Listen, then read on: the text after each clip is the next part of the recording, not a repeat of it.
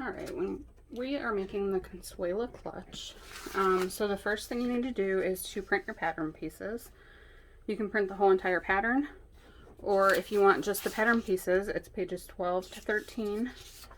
Make sure that you open this up on a computer using Adobe Acrobat Reader, and then print the pieces at 100%.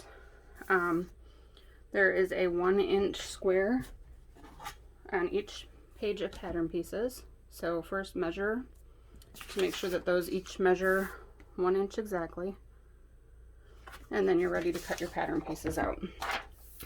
There's also a list of the additional pieces that you'll need to cut that there are not pattern pieces for.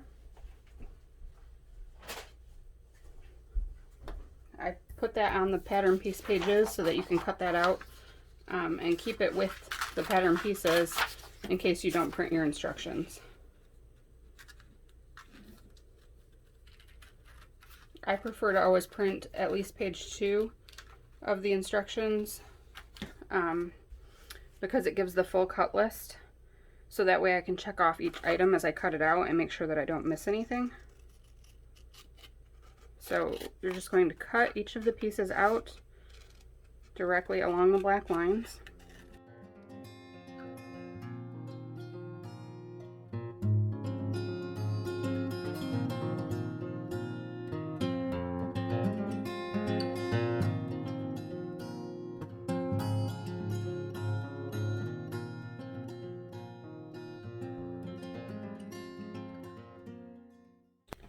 Alright, so now we will cut out our pattern pieces. Let's get started with the exterior fabric.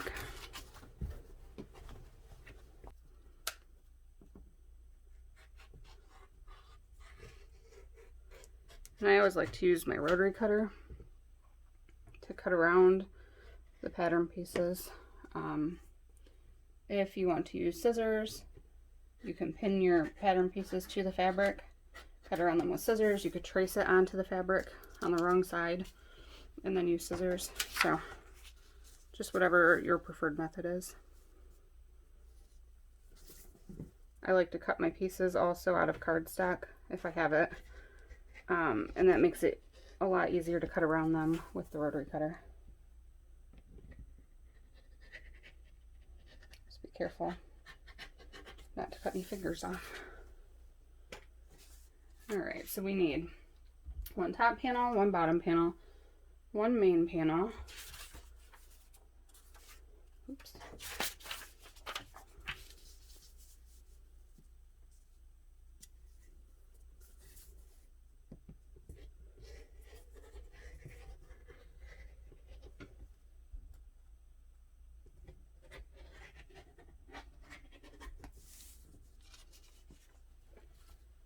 Two side panels. Alright, so the side panels are a little bit trickier to cut out because they have the dart. So just going to, I'm going to cut around the dart at first and then I'll cut it out after.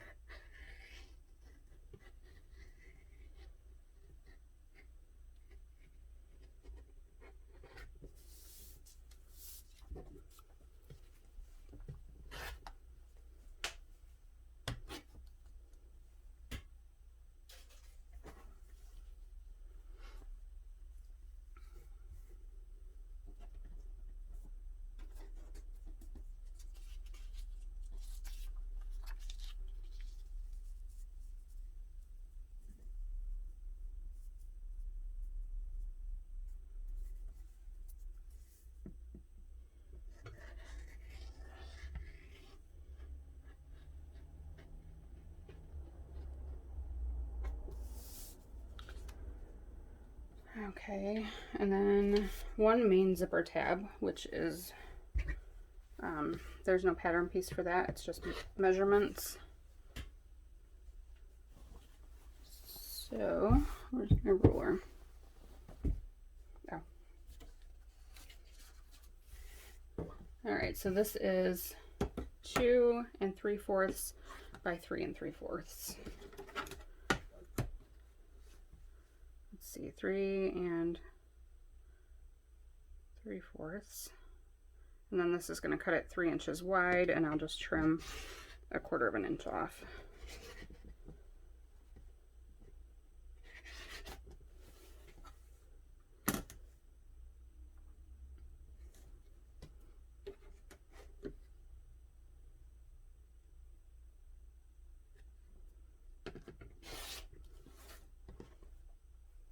Alright, so there are all of my exterior fabric pieces, and then we'll go on to lining. Lining calls for 1/2 yard, which I do not have quite 1/2 yard of the fabric that I want to use. So cross our fingers that I have enough at least.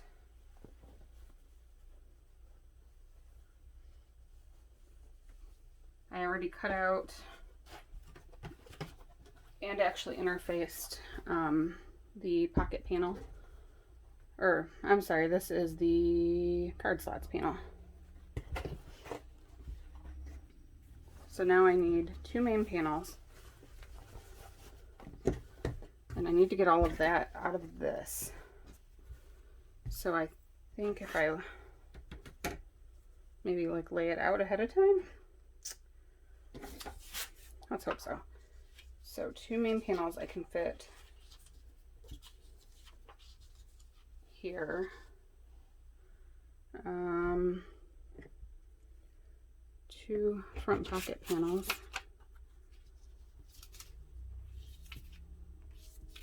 I can fit here. I already got the card slot panel, 2 side panels.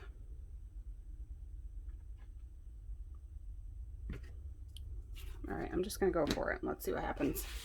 If I run out, then I'll use a different fabric for something on the inside.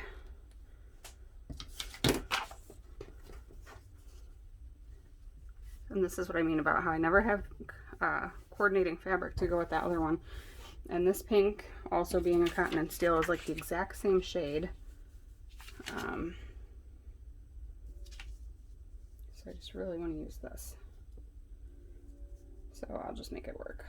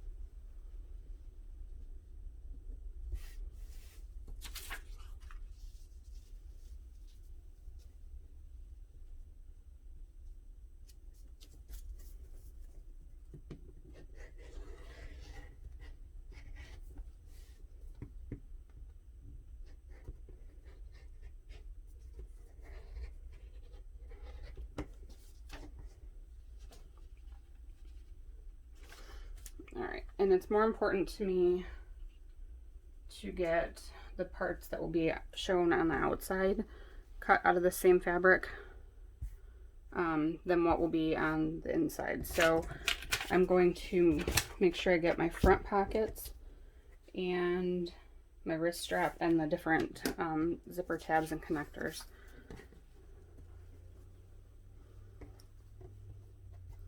Let's see, the wrist strap I'm going to cut first, which is 2 inches by 13 inches.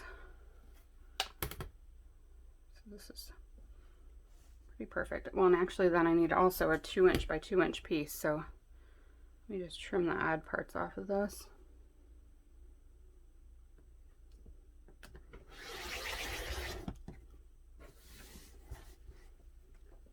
And then I'll cut a full 2 inch strip.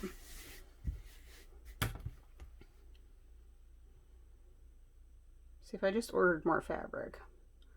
I actually did just order some new fabric, but it won't be here in time for this, obviously, so I'm going to use that in my next pattern. Alright, and then this needs to be 15 inches long. No, 13 inches long. right? Yes. All right, and then for the strap connector, we need 2 by 2. So we'll trim that down to 2 inches.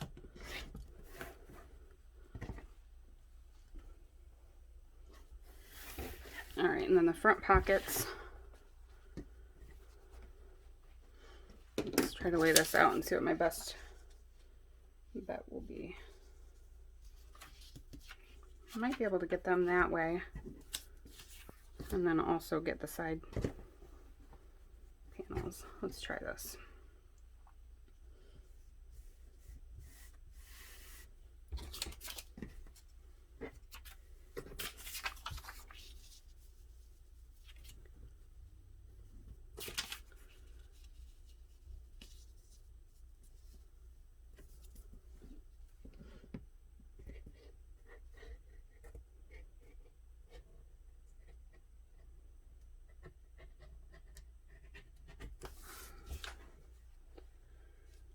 All right, we need two of these. Don't know if I can squeeze another one out of this portion. No. I can right here.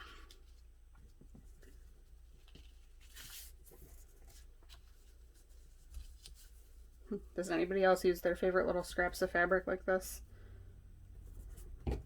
Kind of have to, I've done this twice in a row now. My last bag, the Joey You and I sex tote, I also did the same thing on that one. With the vinyl, I had like not enough of it, hardly. So I just made it work. Okay. So let's see what else. We have cut out already the 2 main panels, 2 front pocket panels, card slots, strap connector, wrist strap. We need 2 front pocket zipper tabs, and then 2 side panels. So I think I might have enough. It's exciting.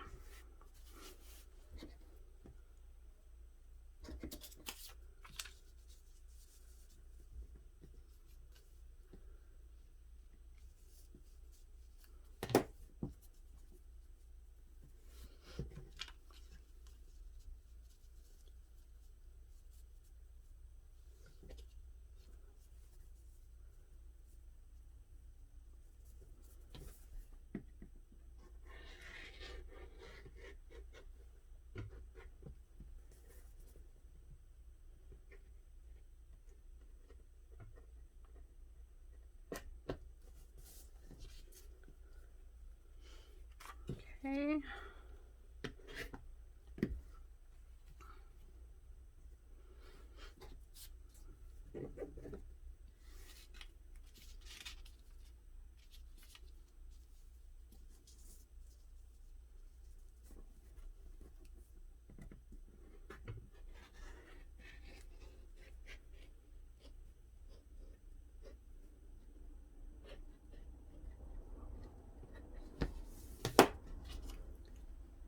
And the 2 zipper tabs.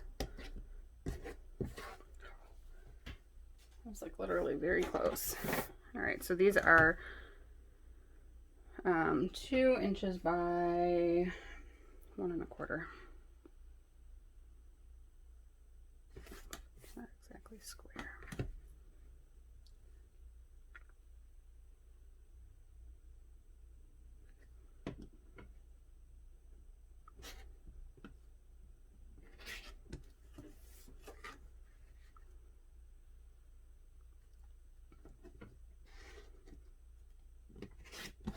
Wow. All right. So you really need less than a half yard if you can do jigsaw puzzles with your fabric. Okay, now fusible woven. And I already cut out the fusible woven for my card slots panel.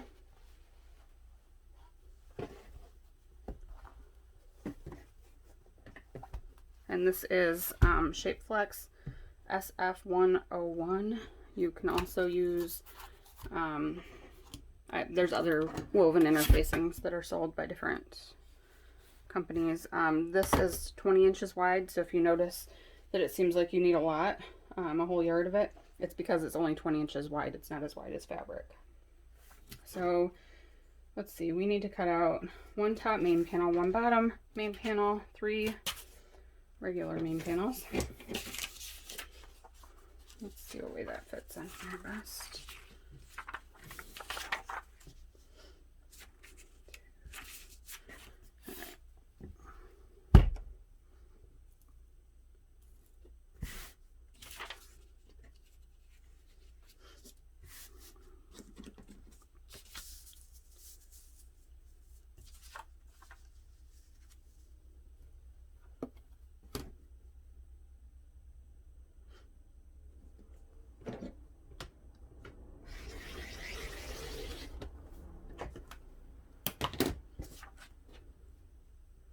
So if I want to cut all 3 of these at the same time, I'm just going to fold my fabric in thirds. And then make sure that all of the folded edges line up.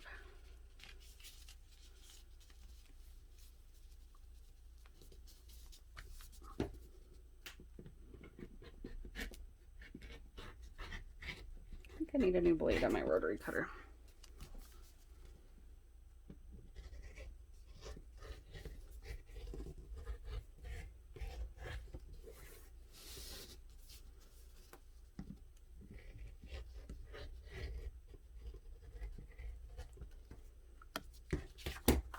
Okay, so we have 3 main panels.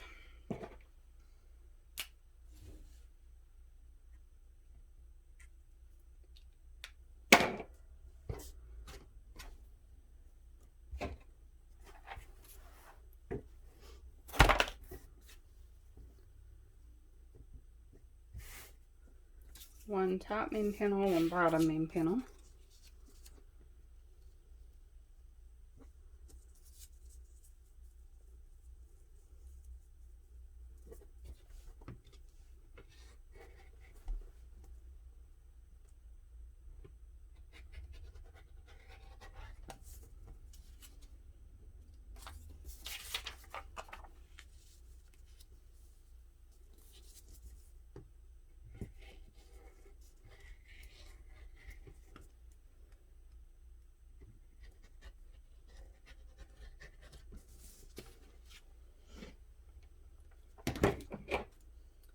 One front pocket panel, and that is correct. You only want one.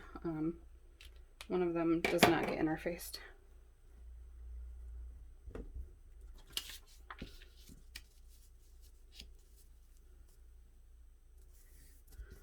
I should see if this is 13 inches long, and it is. So we need our wrist strap that is 13 inches by 2 inches.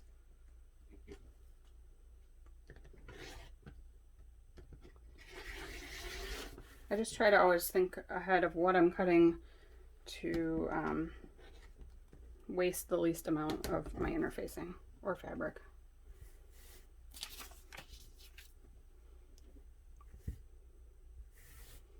And I do generally always buy a full bolt, just because when you're sewing all the time it's cheaper.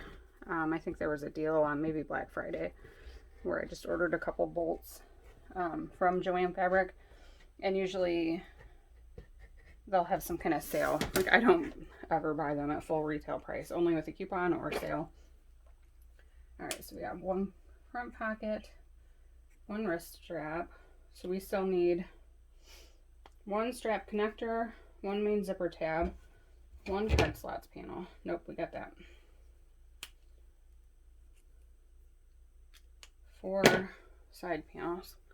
So I have this little scrap left. I'm going to cut out of this my main zipper tab, 3 3/4 by 2 3/4.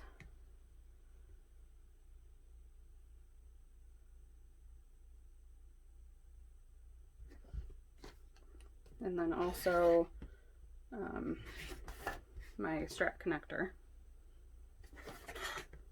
which is 2x2.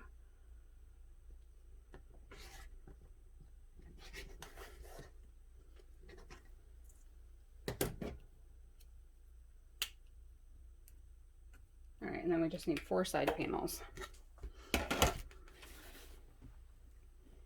These, how do I want to do this? I'm just going to take a while and cut them out each individually. It's harder to cut something small and curved like this when it's all multiple layers of it. And we need 4 of these.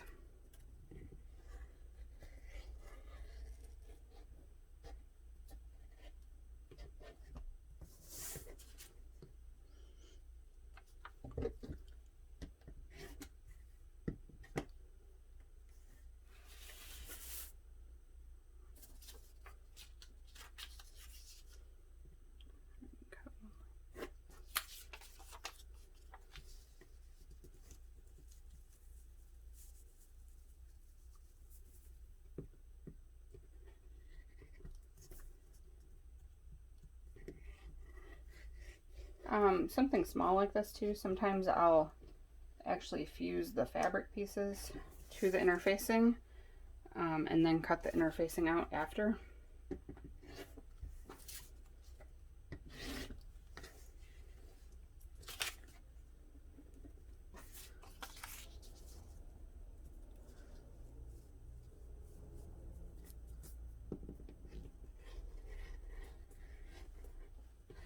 And I think, so I always, in my videos, I use my iron. I'm going to, I think, use my heat press today to fuse the pieces. Everything's small and it'll just fit on there nicely. I can show how I use that. It's a big time saver if you make a lot of bags, if you don't have one. I ordered mine on Amazon.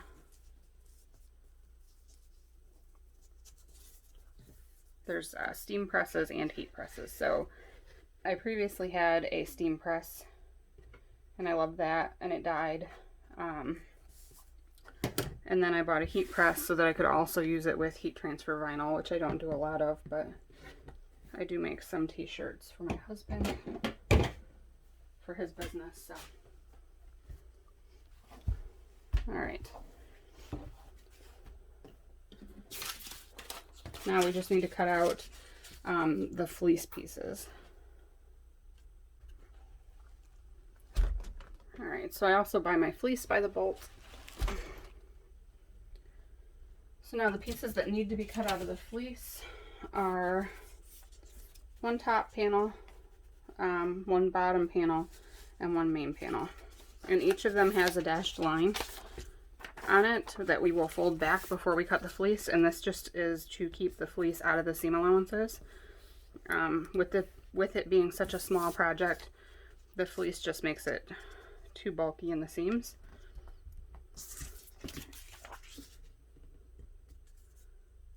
So this is just a 1/2 inch, which is the seam allowance that you're folding under.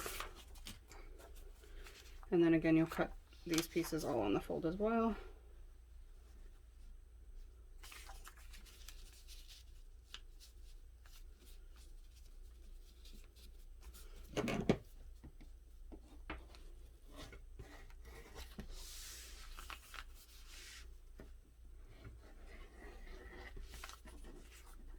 So there's my bottom.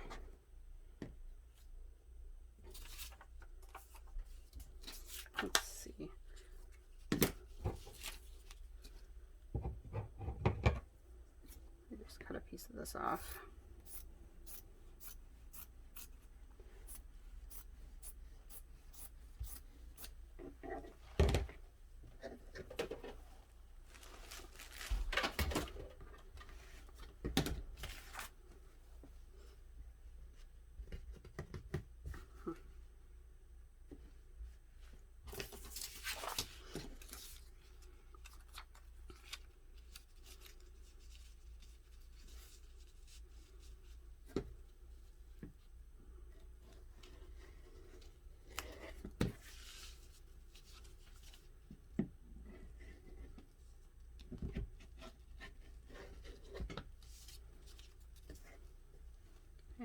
last piece.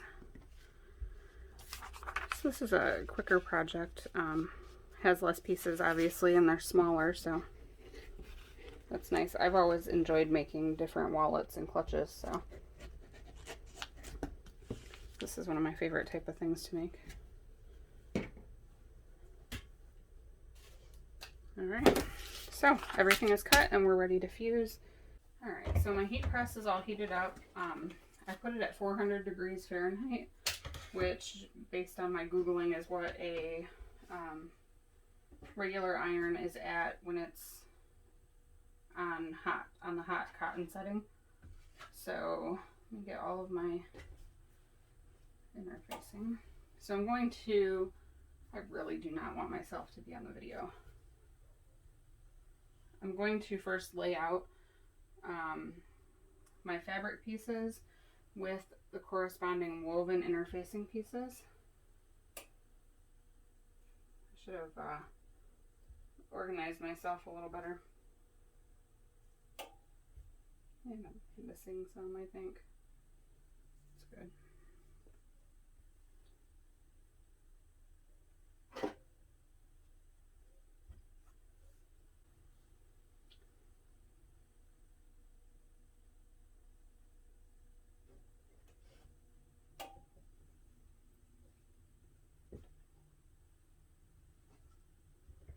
So I'm just trying, and I still didn't cut out the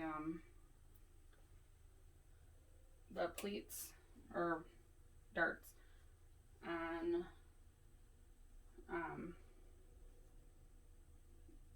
the side panels, and I will do that after I fuse it, so that way I have less to cut out. Alright, so I just kind of load this up with as much as I can get on there at once.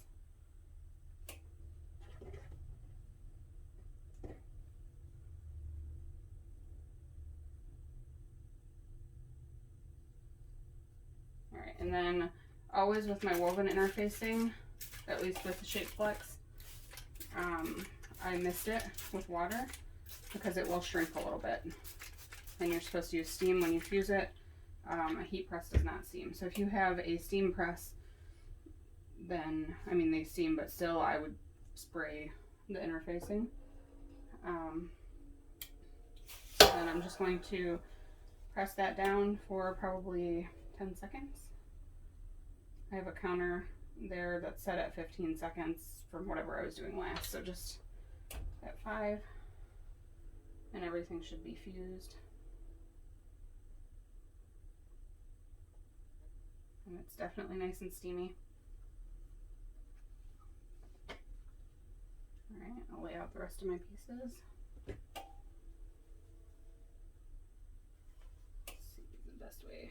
I try to get as much on there as possible at one time.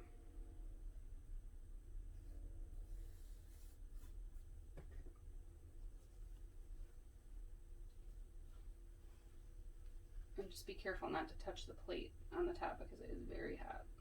Well, it's 400 degrees.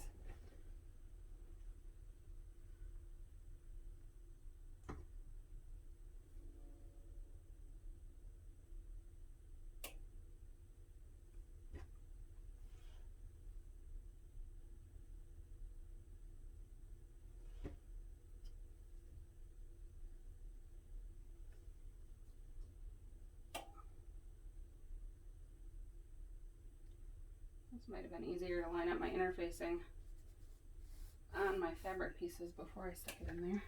Oops, let's not forget that. So ultimately this does save a lot of time over using the iron. And they do have Teflon sheets that I probably should be using to protect the plates of the press and protect your fabric from anything that might be stuck on the plates.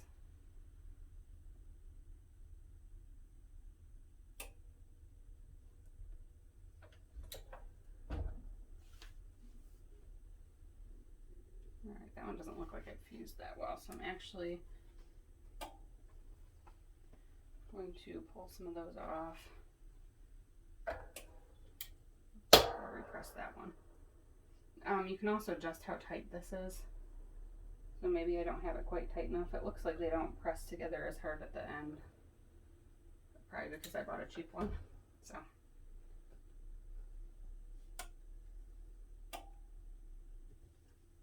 Only a few more pieces. We have one front pocket panel, and one of those is not interfaced, so I have one side panel left, and then I have my connector piece, and then we'll fuse the fleece on the last pieces. So the only things that I have that do not get interfaced are the two front pocket zipper tabs and one front pocket panel. Everything else has woven interfacing on it at this point. And then the fleece pieces get fused to the exterior main panel, the exterior bottom panel, and the exterior top, main top.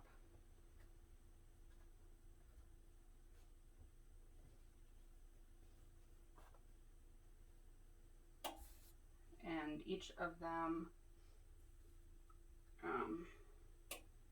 you know what, I don't want to do it that way. So I'm going to line that up centered from left to right on the wrong side, and the fleece will melt to your heat press. So do not put the fleece side up toward the top side that it gets hot. Place that face down.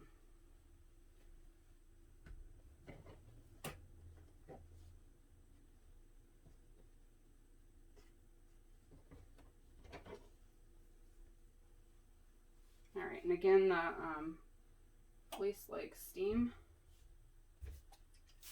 so I'm going to go ahead and spray my fabric so that it will create steam. All right, we'll press that down.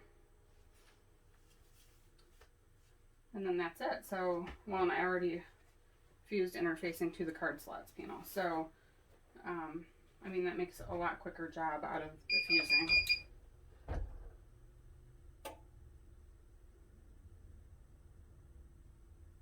So, that one's kind of not fused completely. Check. If they're not, press it down for a little bit longer.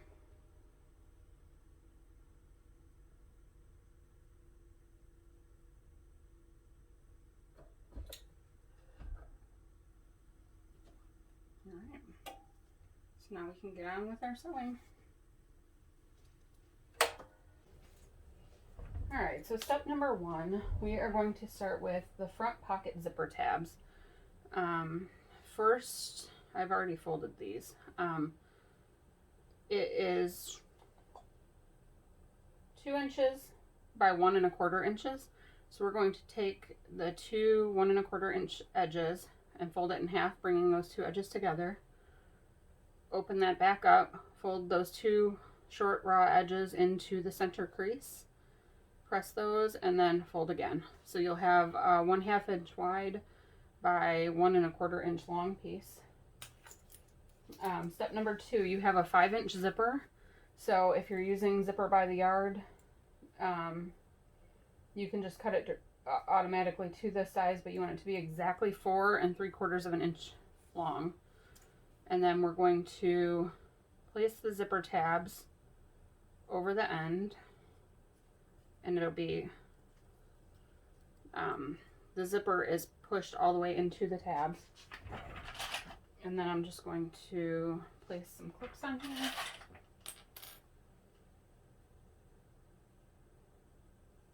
And you put one on each end.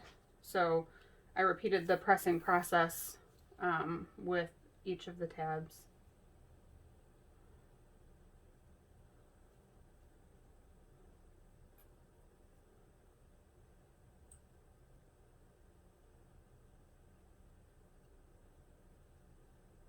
All right, and then the foot that I use on my sewing machine is a narrow, I think it's called a narrow zipper foot. I have a Juki DDL 8700. It's not a walking foot machine. I do have a narrow zipper foot for my domestic machine as well. You can find those on Amazon. Just look for narrow zipper foot. So that's helpful later in the top stitching portion. But I like it for all of my sewing, honestly. I typically leave this presser foot on all the time. So right now we're just going to sew the tabs using a 1/8 inch seam allowance along the zipper tab next to the fold that is closest to the zipper, not the end fold.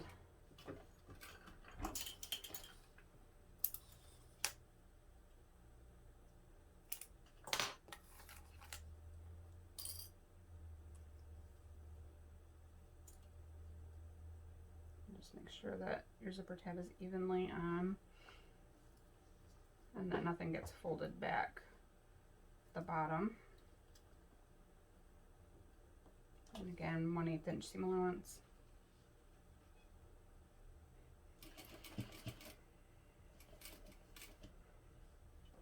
These are nylon coil zippers, so it looks like metal teeth, but it's actually not. And these are from moremeknow.com, and these zipper pulls are also from moremeknow.com. My snips I get from Havel Sewing. I've got a couple different kinds of those. Okay, so now there are two front pocket panels. One has interfacing, one does not. So the front pocket panel that does have the interfacing, I'm going to find the center along the top edge, and I'm just going to do that by folding it in half, and then I'll finger crease the center. And then you kind of want to do the same with the zipper. It's not going to really crease like that, but let's see. Kind of. Alright, so I want my zipper pull to close toward the left. So I'm just matching the centers up right now. The center of the zipper, and you could also just measure to find the center. But it's important to have that piece centered there. So it should be an even amount of distance from the raw edges in each direction. We're going to sew this together using a 1/4 inch seam allowance.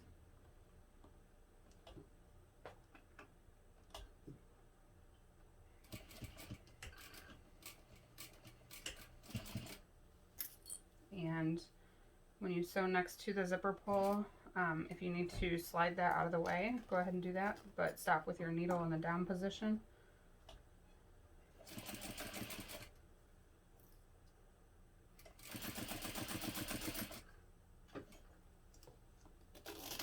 And then pull it back to the other side.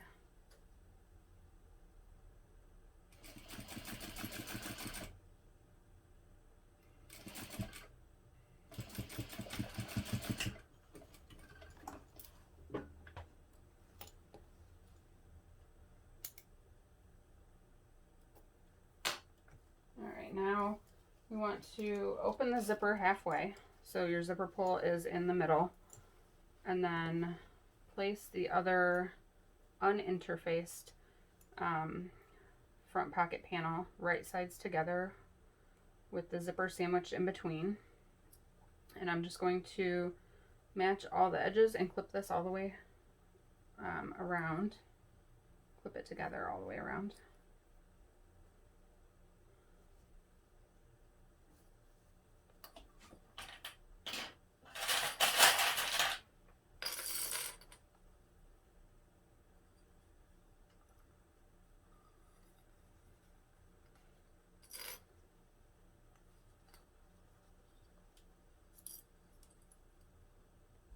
Alright, and then we want to, when we sew it together, we're going to leave a 4-inch opening, I believe.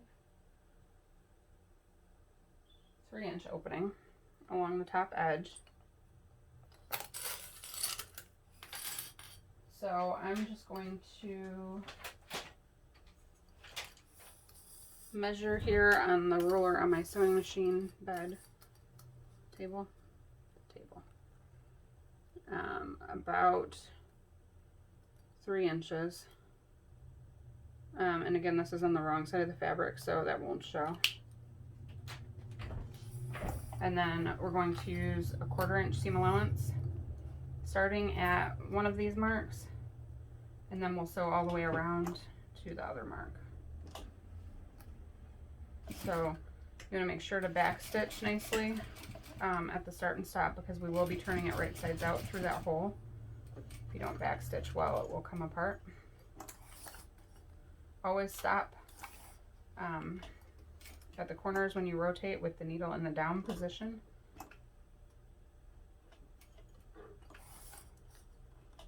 And sew all the way around using a 1/4 inch seam allowance. And I go nice and slow around my curves.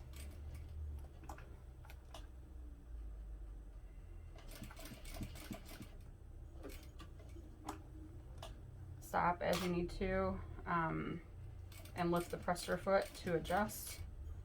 And then I'll also hand crank some of the stitches just to keep it nice, smooth curve.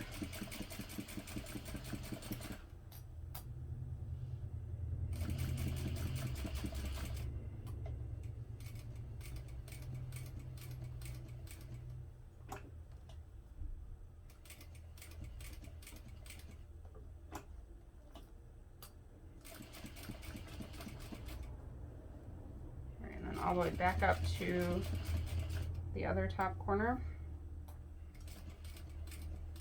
When you get a 1/4 inch away from the top, stop and turn with your needle in the down position and sew across to the other mark that you made. So you should have sewed on the top partway along the top of the zipper on each side, but then you leave a turning hole.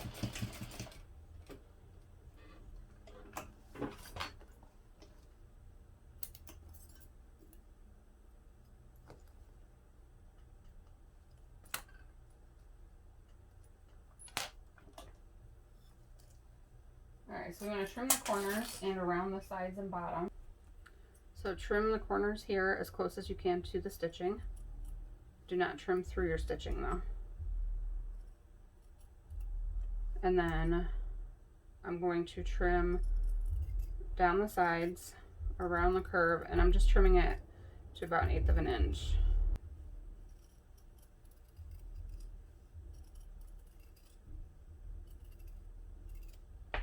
Alright, and do not trim the top where the zipper is. You don't ever want to trim the sides of your zipper down.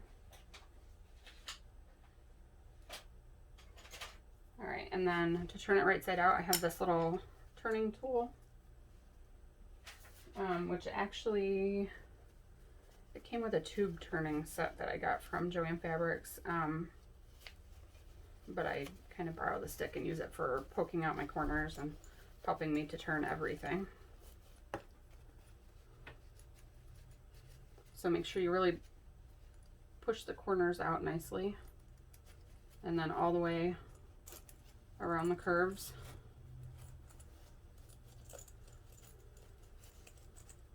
And then while I iron it, I'll usually kind of roll it between my fingers to make sure that the seam is all the way popped out. So let me press this. Alright, so I just pressed the whole pocket really flat, and here along the opening I pressed that under by 1/4 of an inch. And now we're just going to top stitch this. So I changed to a longer stitch length for my top stitching, and we're just going to start at one corner. And you will be back stitching on this a couple of stitches, so I just try to be neat about it since it's visible. It's not like hidden in a seam allowance or anything.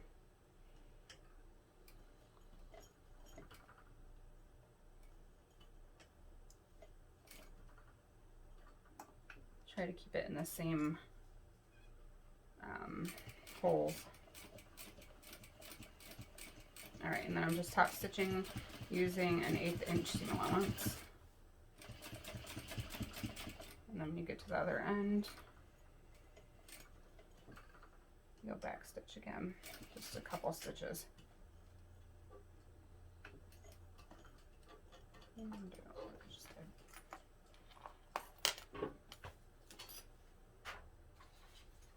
So now we want the bottom main panel right side up. So we'll have an exterior piece. I would like to, I want to make sure that I get this in the correct direction that I want it to be.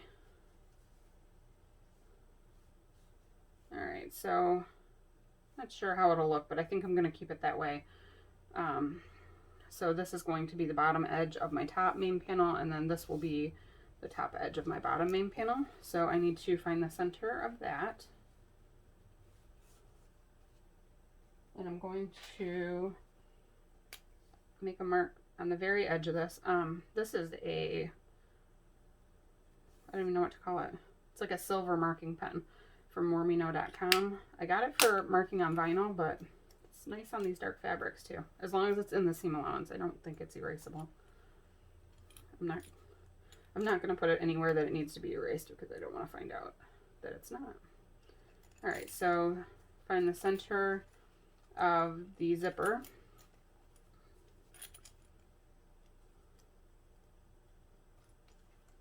I'm actually just going to make a mark there too because I don't see it once I open it back up.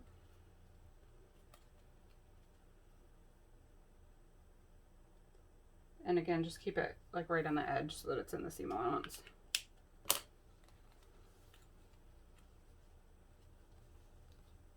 All right, so now I'm just lining up the center marks, and I'll clip this in place, and then I'm going to base this on using a 1/4 inch seam allowance.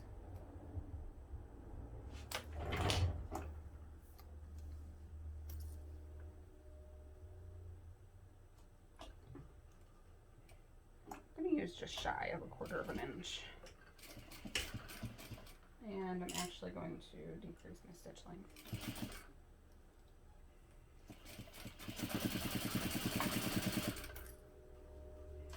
So we'll be sewing another seam over this, and I'm going to swap out to my navy blue thread. I only want to stitch with the white thread on the pink fabric, and then I have navy blue thread for the rest of it. I'm now going to place the top main panel right sides down over the bottom main panel with the zipper and the pocket sandwiched in between.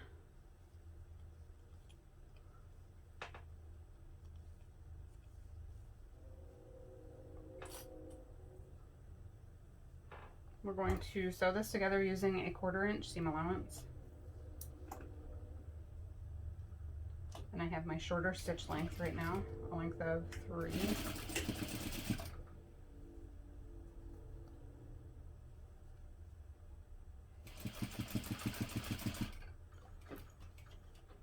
All right, I'm going to pull the zipper out of the way when I get to that part.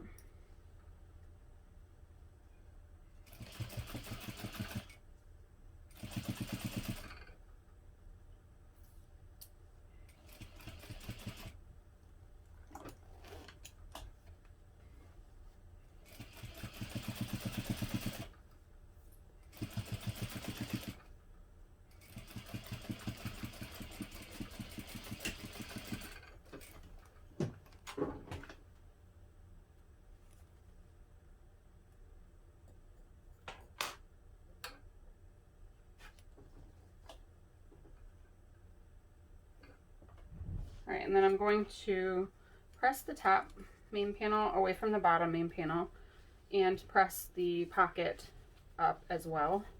And then press the seam allowance down toward the bottom main panel. All right, the top main panel and the pocket are pressed up and away from the bottom main panel.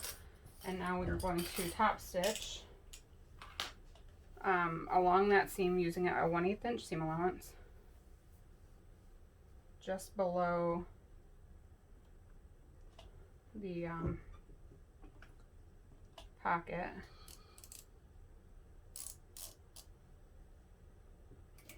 And below the zipper.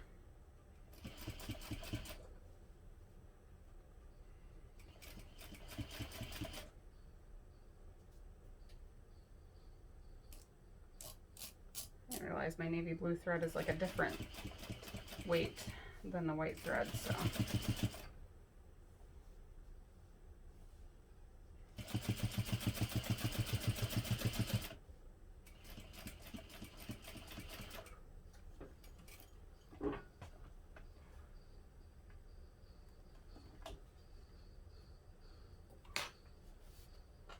Alright, so these next marks you'll want to make with something that's erasable.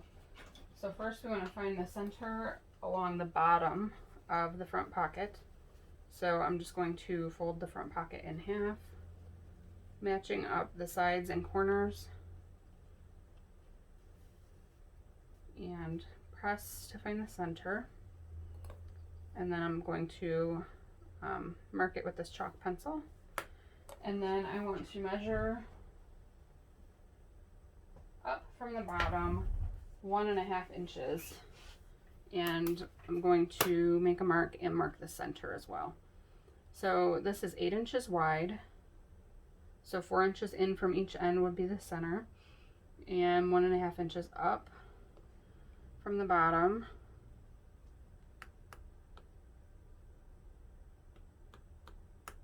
What? Okay, I lied. This is 9 inches wide, so 4.5 inches in is the center. So right here's my center mark, and then I'm going to draw a line to make sure that I have my pocket straight when I mark it, or when I pin it down.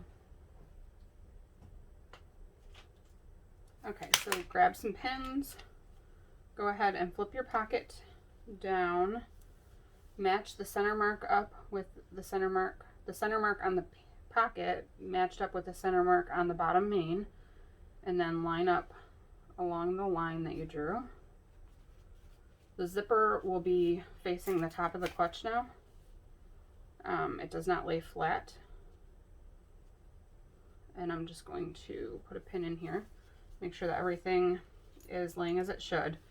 It will be I don't know, facing the top. I don't know a better way to describe that. So I'm just going to place a few pins in the front pocket.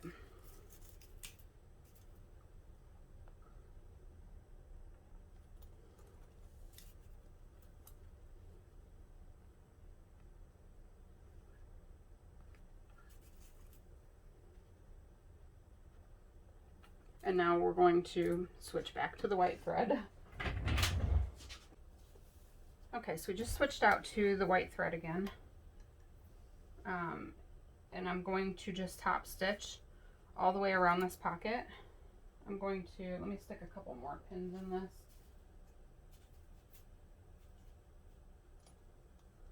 I just want to make sure the top stitching on the pocket should line up with the top stitching that's on the bottom main panel, right underneath of the pocket. And I just want to make sure that those corners don't slide out of place while I sew.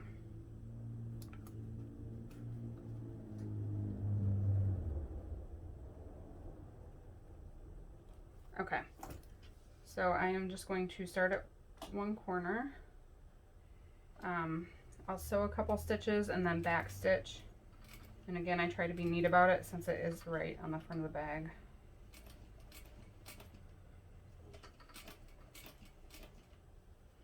Alright, and then we're just going to sew all the way around the front pocket, and I take my time again around these curves to just keep my stitching nice and an even 1/8 of an inch away from the edge all the way around. If you go around the corners too fast, and then the seam allowance tends to get bigger or wobbly.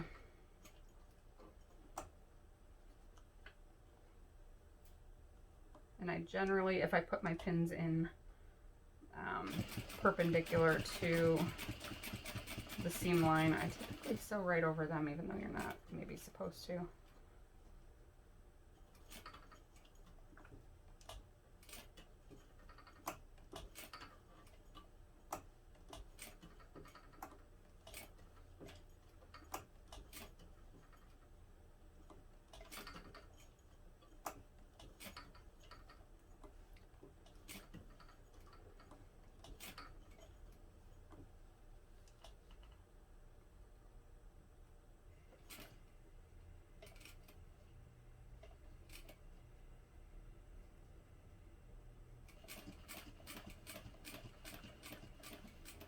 then when I get to this top stitching along the pocket, I'll just go ahead and back stitch a few stitches again.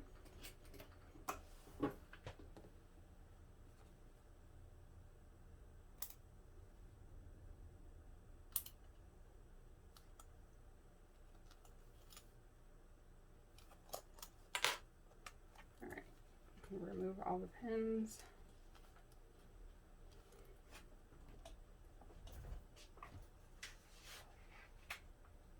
Okay, so now let's go ahead and go over to the iron and fold up our card slots panel. All right, so when it comes to folding the card slots panel, we want the card slots to be facing wrong side up, and we're going to measure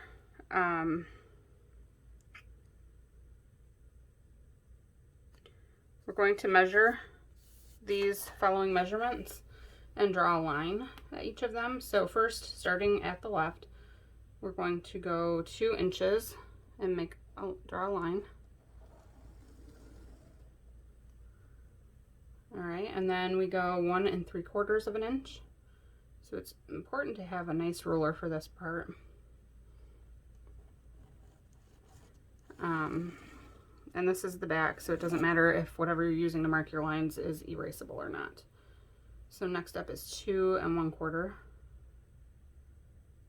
And I'm just placing the line directly across the line that I drew for each mark. Next is 1 3/4.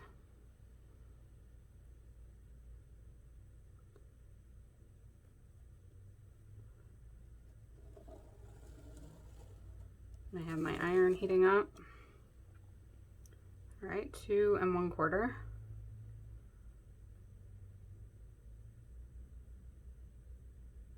Just make sure that each of these stays straight, because if you get one crooked, everything can go crooked from that point.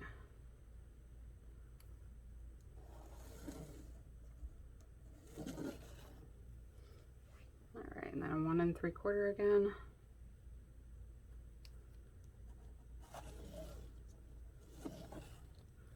And then one last 2 1/4 mark.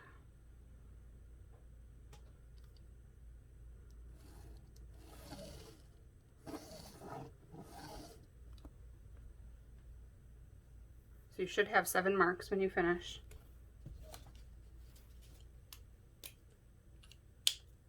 All right, so then at the first 2 inch line, we're gonna fold this card slots panel wrong side together, directly along that line. It's easier for me to fold this way so I can see. And just make sure that that line is running directly along the fold that you make. All right, press that really well. And I have my iron on high with steam. We want all of these folds to stay in place.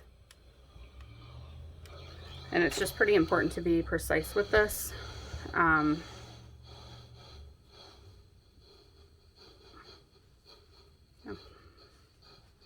don't want crooked card slots. So fold, now it's right sides together along the second line.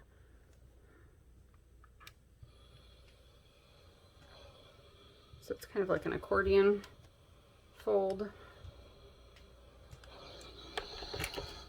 All right, and then wrong sides together again along that next line, the third line.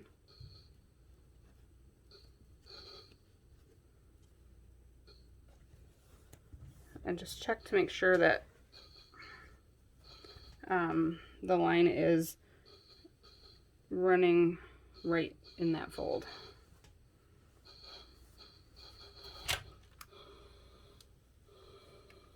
So that one was wrong sides together.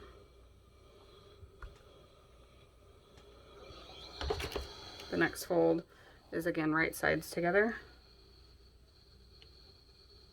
directly along that line.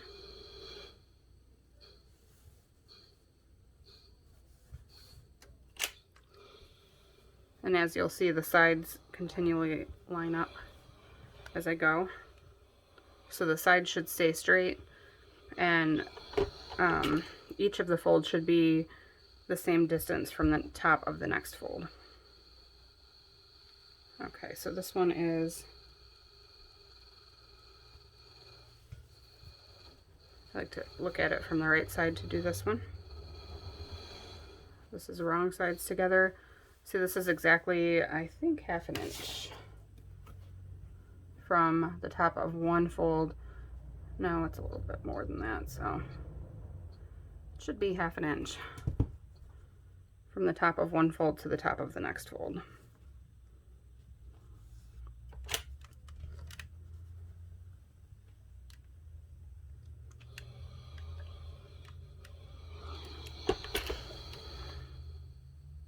All right, so see that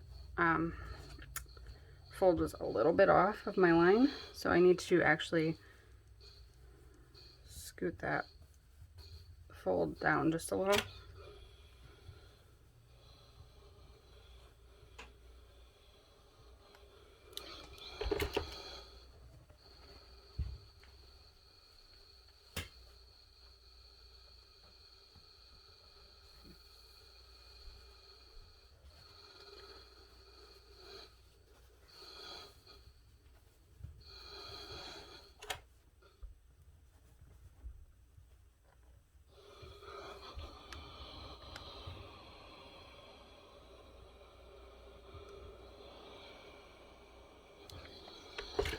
All right, and then one last fold.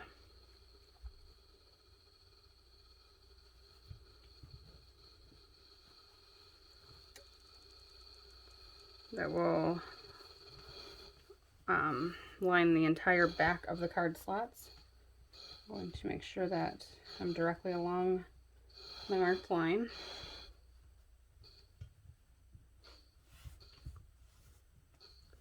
And if you have a little bit of extra on the back panel, that's fine, and we'll trim that off later.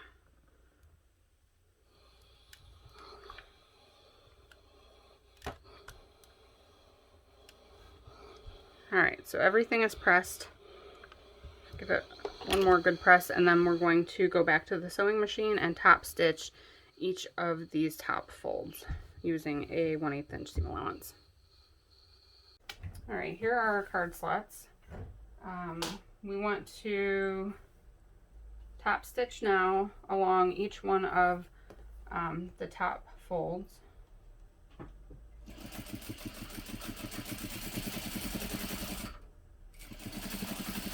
And I'm using an 1/8 of an inch seam allowance again.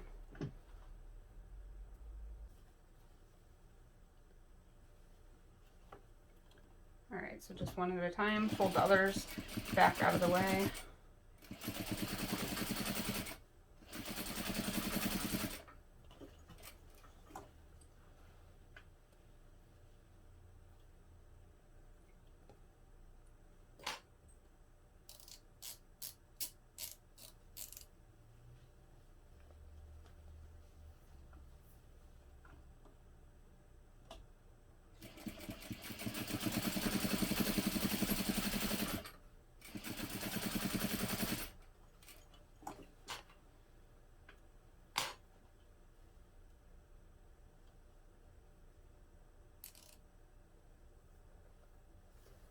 One more.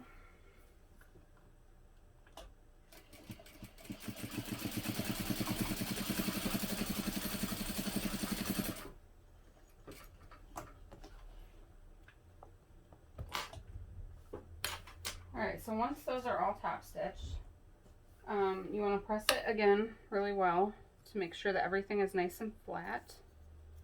I'm just going to trim all my threads and these strings. Okay, so then if your bottom edge extends at all, you want to go ahead and trim that. It's actually really close. I think mine is fine. So now what we're going to do is bring the bottom raw edge, which is this one, around to the front.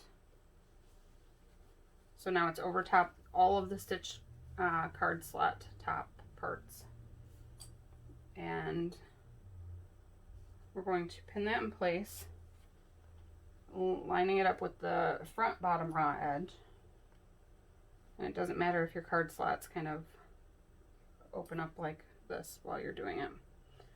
And we are going to sew this together using a 1/4 inch seam allowance. Let's see if my bobbin thread will last for this.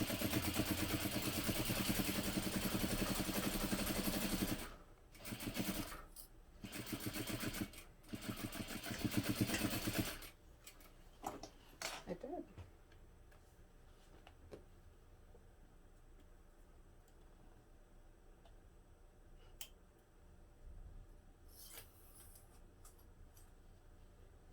Okay, so now we want to flip this right side out. And then we want that seam that we just sewed to run along the bottom edge. So I'm going to kind of refold all my card slots. There's the seam I just folded. So you want to press that really well so that all the card slots will lay flat. So, all right, so one lining main panel. And here's our finished card slots panel. Oh, wait. Okay, so actually before the next step, what I was going to do, we need to sew the lines on this card slots panel. So I'm just going to place a couple clips to hold the edges in place so that nothing shifts while we sew. And I'm just going to sew from the bottom up on both sides, and I'm going to use an 1/8 inch seam allowance. So very tiny, you're just sewing right along the edge. Doesn't have to be perfect because this is like along the raw edge, it's not going to show. But just keep it minimal.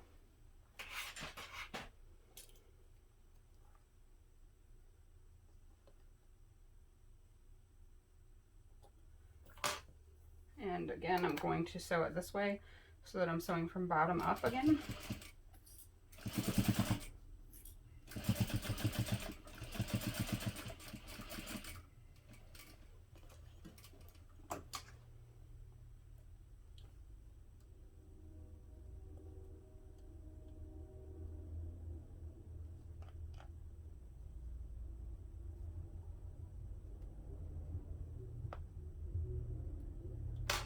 All right, and then we want to mark the center. This card slots panel is 8 inches wide, so the center is going to be at 4 inches. And you'll want to mark it with something that's erasable. So I'm going to use my chalk pencil. Measure 4 inches in from each side. Make a mark, and then I'll make a mark along the top as well.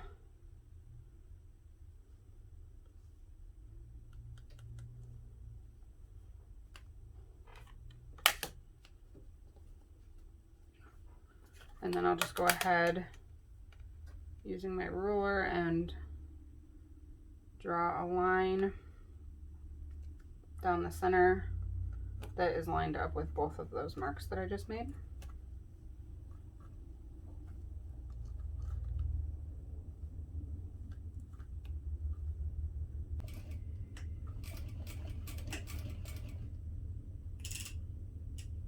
And I increase my stitch length. And I'm just sewing again from the bottom to the top directly along that line of stitching.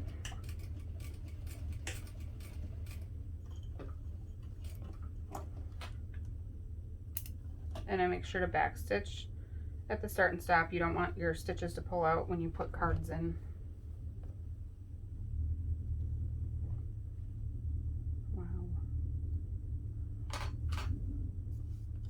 All right, so now we have our lining main panel. I'm going to just press this in half to find the center, which then I will line up with the stitching on my card slots. I'm going to, right now, before I forget, erase the chalk marks that you can see. Okay, so we want our card slots panel to be 1/2 inch in from each of the raw edges, and it is. And then we want it to be 1.5 inches up from the bottom.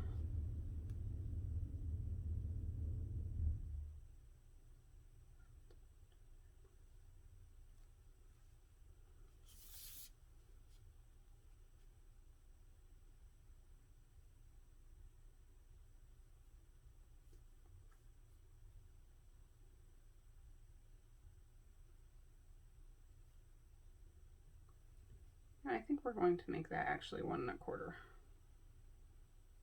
Let's make that 1 1/4 inch up from the bottom.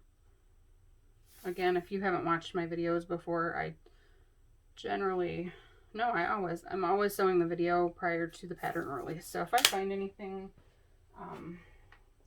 as I go through and sew the video or film the video that I think needs changed a little bit, then I'll go ahead and make those changes. So sometimes something might be a little bit different in the pattern. Always go off the pattern, but I try to put like a little pop-up. If I say something wrong in my video, I'll put a little pop-up notification letting you know that I changed it. So I'm just going to pin this in place, and again, that's 1 1/4 inches up from the bottom. All right, and then we're just going to top stitch all the way around. So I'm starting here at the top raw edge, and make sure I back stitch there, even though this will be sewn into the seam later.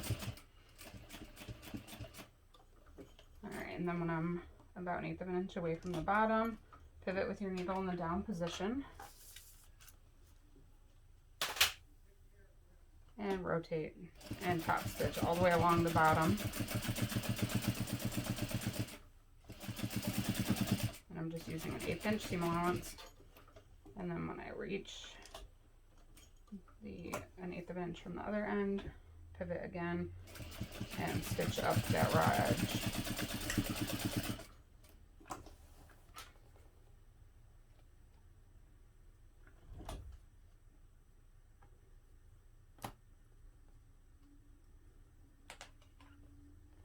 All right.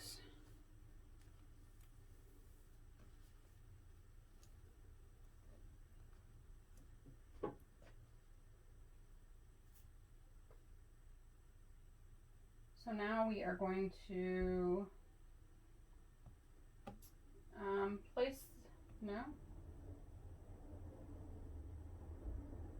we're going to set this aside for now. We're going to place the completed exterior front panel and exterior main panel right sides together, matching all raw edges. So along the bottom edge only, using a 1/2 inch seam allowance. So I don't have a preference on the back which side's the top or bottom. I don't think so. I'm just going to place these right sides together, and then I will clip together along the bottom straight edge.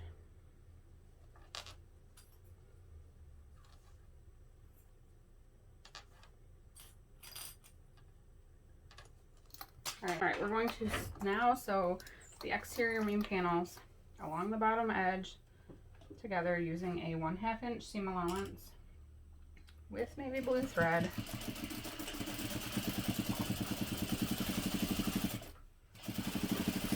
Really like to sew things that I don't need to ever change the thread out. Use the same color the whole time. Should have just made the lining solid navy blue, even though that's boring. I'm not, sometimes it depends on the colors, but I'm not always one for a contrast stitching, so depends though. All right, so now I'm going to press this seam allowance open, and I'm going to top stitch along each side of the seam using a 1/8 inch seam allowance.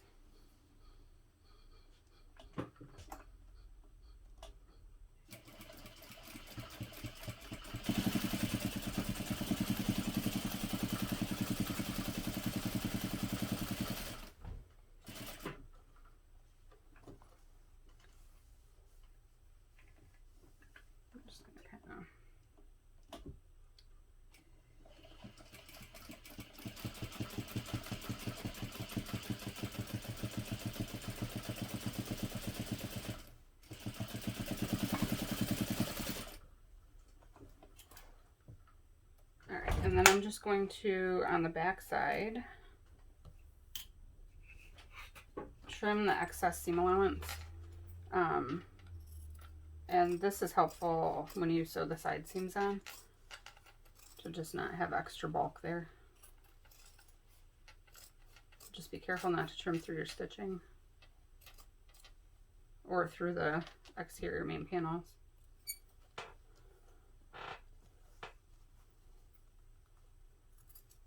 So if you hear my chair squeaking, I ordered a new one from Amazon on Black Friday.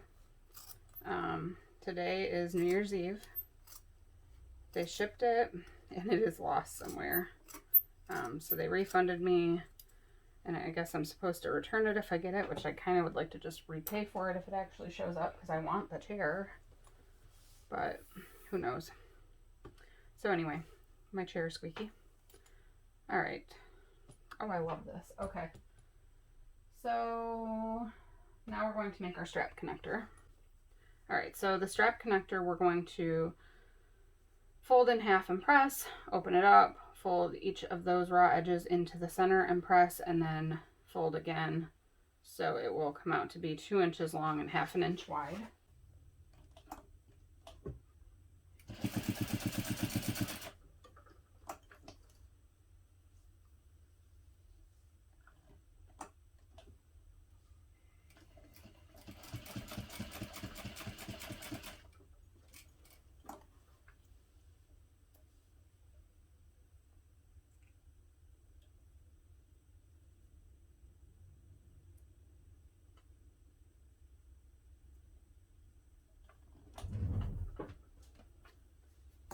Okay, now we're going to fold the strap connector in half, slide the D-ring onto the strap connector.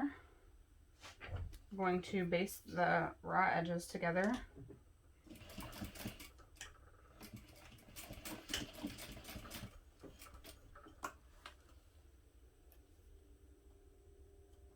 Trim my threads. All right, and then I want to place my strap connector so that the bottom of the strap connector lines up with the seam where we attach the top main panel to the bottom main panel. And I'm just going to baste that in place using a 1/4 inch seam allowance.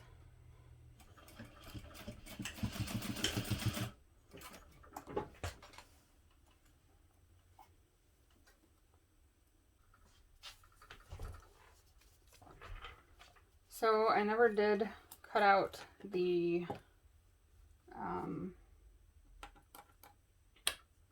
darts on the lining or exterior side panels. So we need to do that first.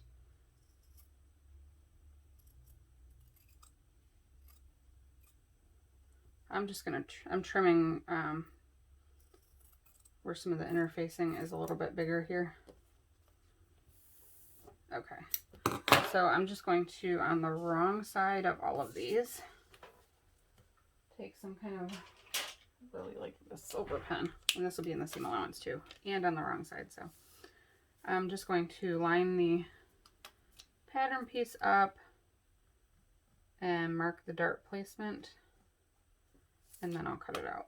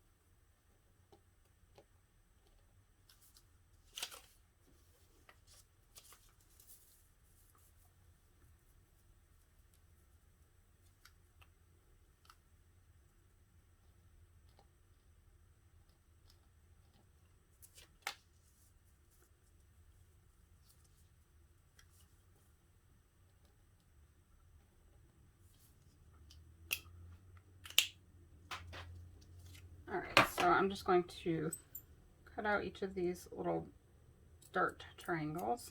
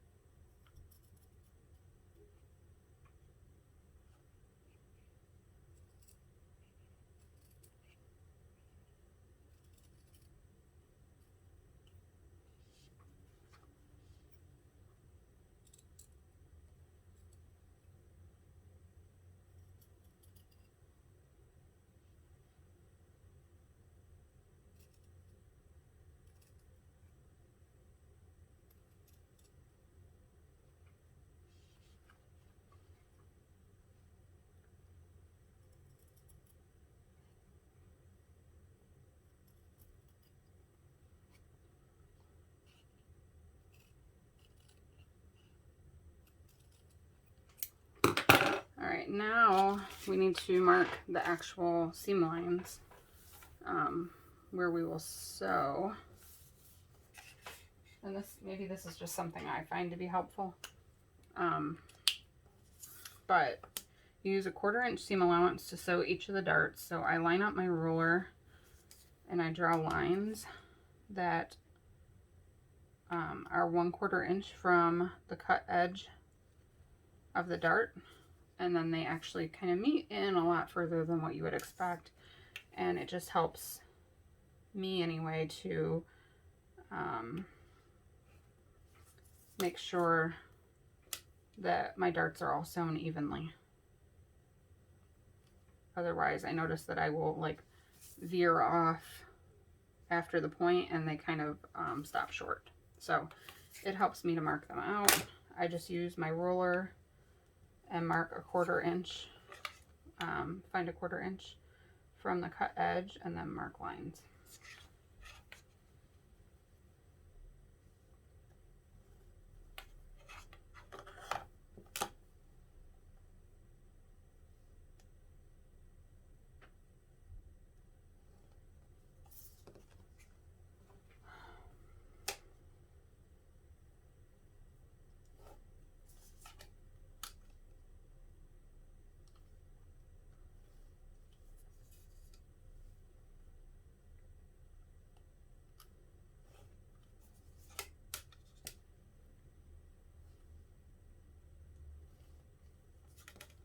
One more, and then we're going to sew all the darts.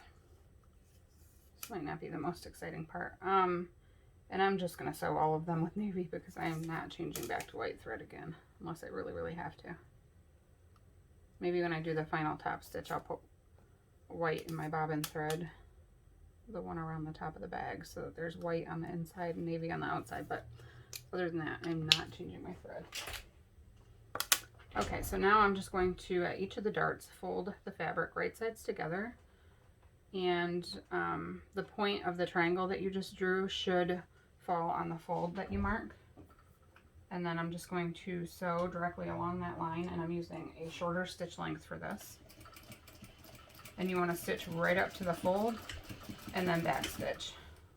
And then also you should back stitch at the start and yeah, at the beginning, and I didn't. But that's going to be fine.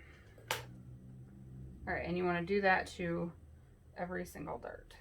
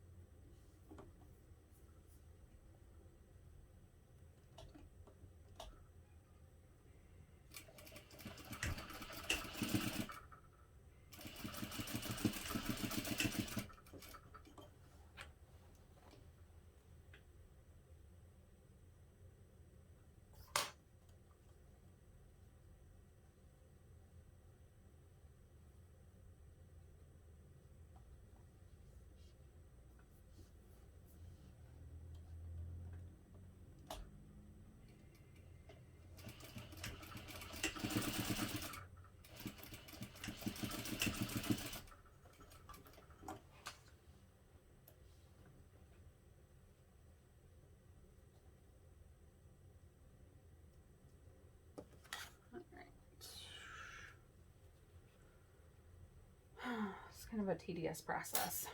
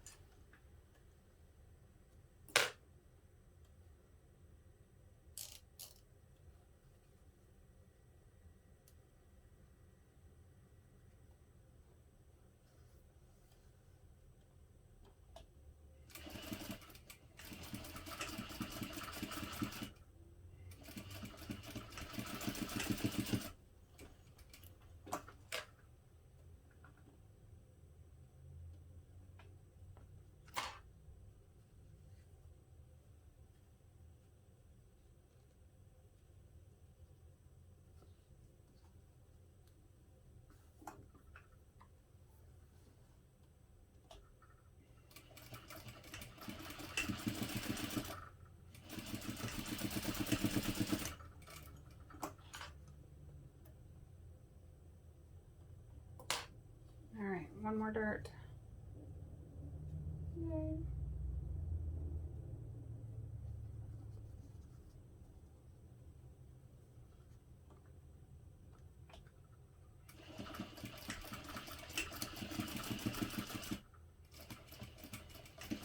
And I think I just sewed this right to my presser foot. It's nice, right? Okay, so now we are going to, I'm going to go to the ironing board and I'm going to press all of the darts up away from the bottom. So they'll all be facing this way, not this way.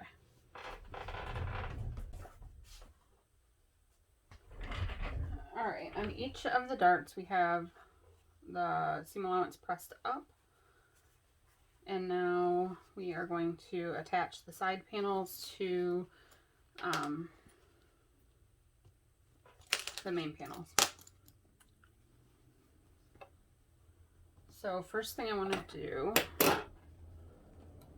is mark the center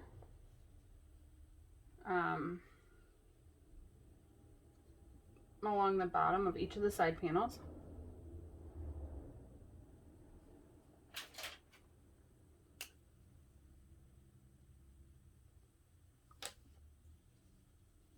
These silver marking pens are really awesome.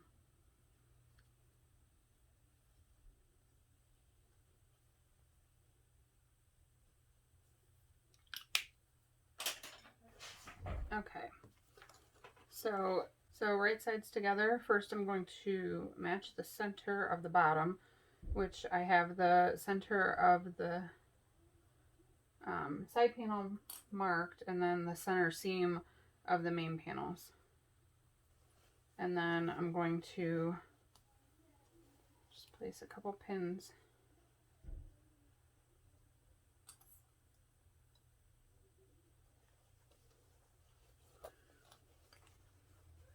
I just don't want that to slide off. So I'm going to place a pin at the top.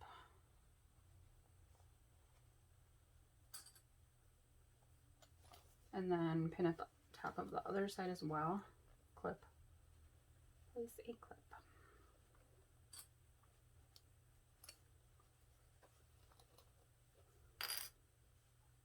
All right. So I just want to keep that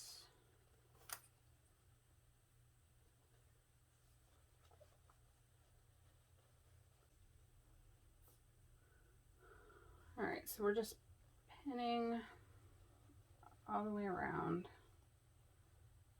All right, and your fabric will feel, I don't know, it kind of like bumps up along the side, and that's fine because it's the seam line that matches up, not the edge, if that makes sense. I say that a lot, but it's like 1/2 inch in is where you're sewing, so that's the part that will like line up with the fabric. I mean, there might be gaps along the edges, and that's fine as long as your seam line is matched up. Okay, and the seam line does match up nicely on this, so that's what we want. Okay, and then we're going to use a 1/2 inch seam allowance to sew this on.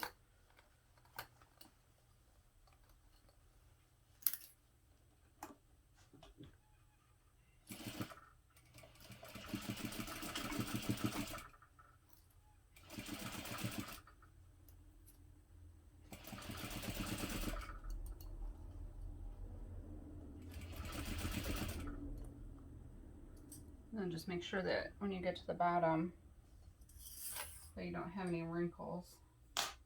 I need something. I use this little screwdriver, like a stiletto. I don't know why I don't just buy a stiletto, but I kind of use it to hold the fabric in place where maybe I can't get my fingers, or if it's close to the needle and I don't want to get my fingers in there. So as I get to the bottom of the curve, I just kind of stand the whole thing up a little bit and go around the curve. So I'm just making sure that the side panel is lined up nicely with the main panels at the seam allowance line and that I'm not sewing over any folds or creases in the fabric. So even though the edge might not match up exactly, the seam line does.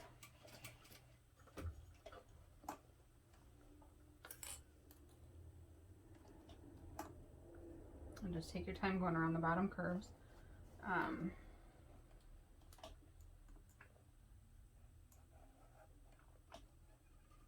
And just kind of readjust as needed.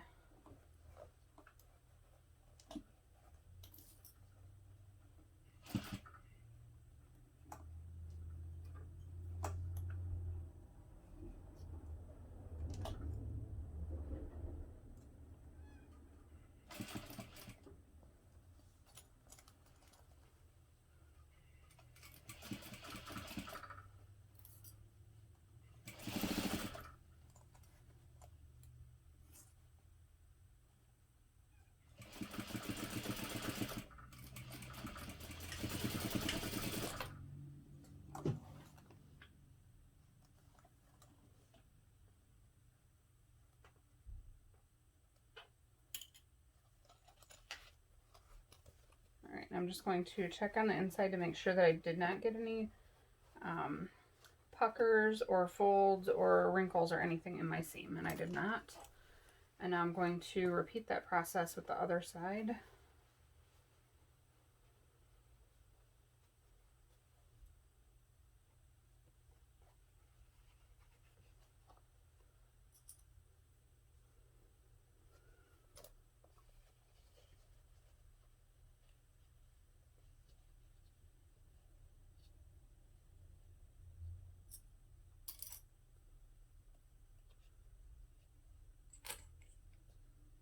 And here you also have the connector in the seam allowance. So actually when I sew around the edge, when I sew over that connector portion, I like to backstitch just to add a little bit of strength to that seam where it will have the pressure of the strap pulling on it.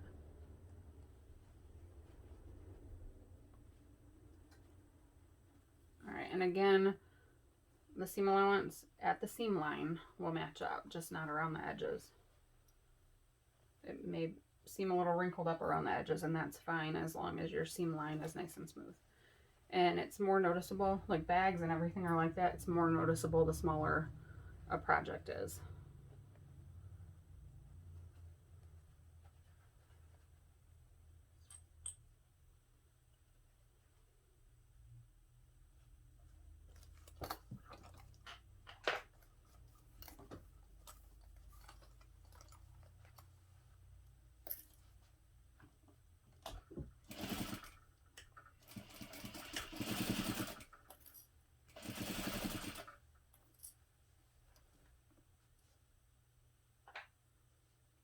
Screwdriver back out.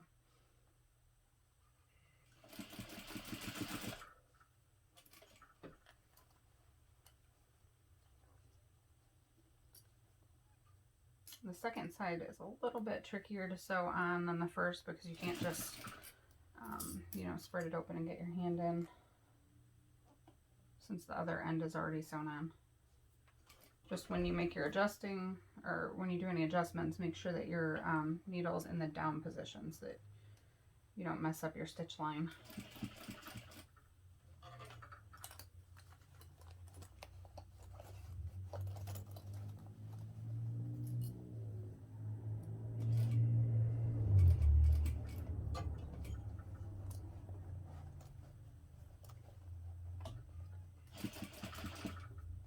If you have to kind of squish the bag up, or the clutch, to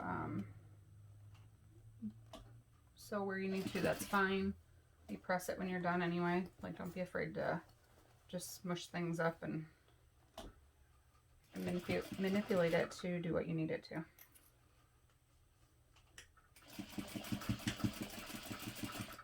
Alright, and I went off a little bit there for my 1/2 inch seam allowance, so I just backstitched to get back on track, and then return to my 1/2 inch.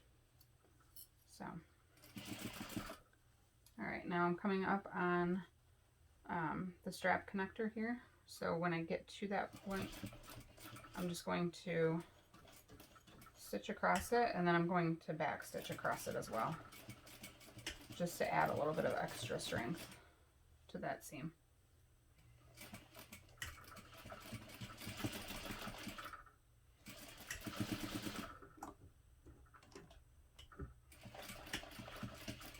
All right, and then I back stitch at the top as well.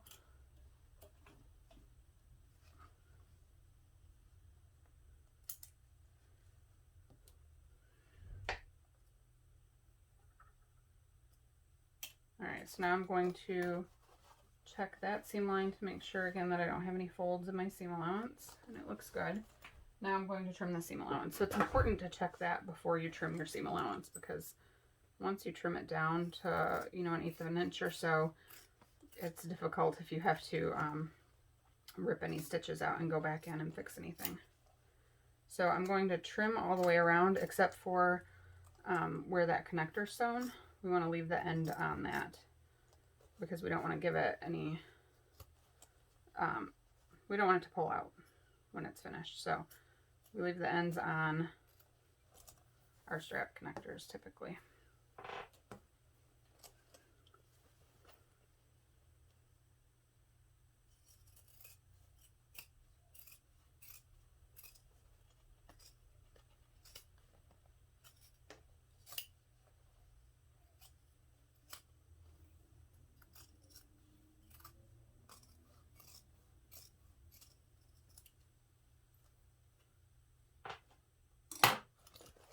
Alright, so the exterior is sewn, and now we're going to repeat that process on the lining. The lining panels were sewed together in the same way as the exterior. We placed them right sides together, sew together along the bottom using a 1/2 inch seam allowance. Only you're going to leave a 4-inch hole in the bottom for turning it right side out. Make sure you back stitch at the start and stop along that hole to make it easier to, or so that way when you turn it right side out, you don't rip the stitches out. So now I'm just marking the centers on both of the bottom of both side panels.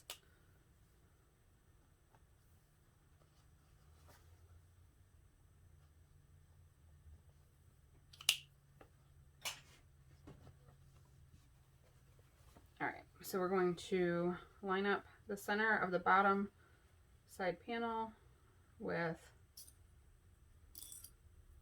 the center of the lining main panels, and then pin again at the top. So this is just the same exact process as the exterior. When you sew this on using a 1/2 inch seam allowance, you'll be sewing directly along the side of the card slots panel. The raw edge will not be enclosed in this seam. So, but you do want to sew right next to it. So if your stitching is not right up next to that, go back in and just get really close so that you're right next to the raw edge of the card slots panel, but you will not sew through the card slots panel in this step.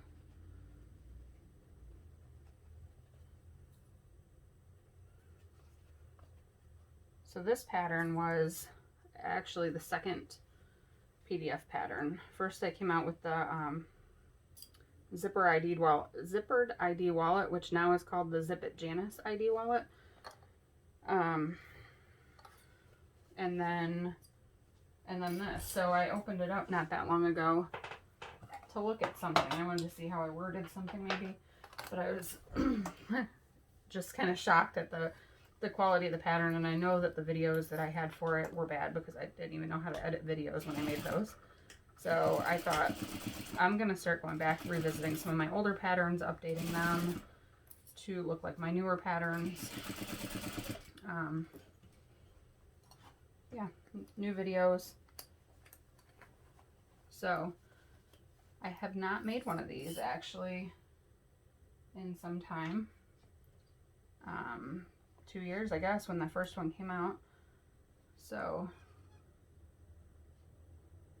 yeah, it's been a while. I've used mine. Currently I'm using the front and back envelope wallet. I like to carry smaller bags, so smaller wallets I usually carry also. But I do have one of these, the one that I sewed actually in my last video, and I carried it in my wallet until I made the front and back envelope wallet. I carried that as my wallet, and it's great. I love the size of it. I love that it is like a clutch, so it doesn't just flop open and your stuff doesn't fall out. So that's nice, and it's definitely something I've used if I'm going to run to the grocery store or whatever, and I don't feel like taking my whole bag with me, and I can just slip this on my wrist, run out the door, have what I need. My phone fits in there, and then all my cards and money, of course.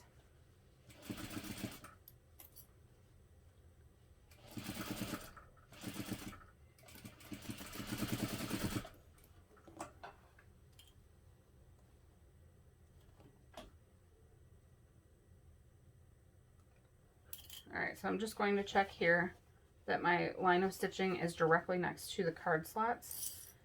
If it's not, like sometimes your sewing machine will kind of shift when you sew over, or I came to that like hump where the fabric was, where the card slots are, and it kind of scooted my presser foot over a little bit.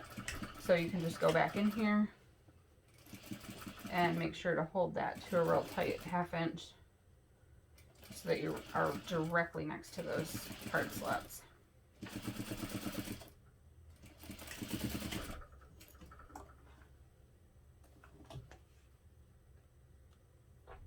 Alright, let me trim this seam allowance down.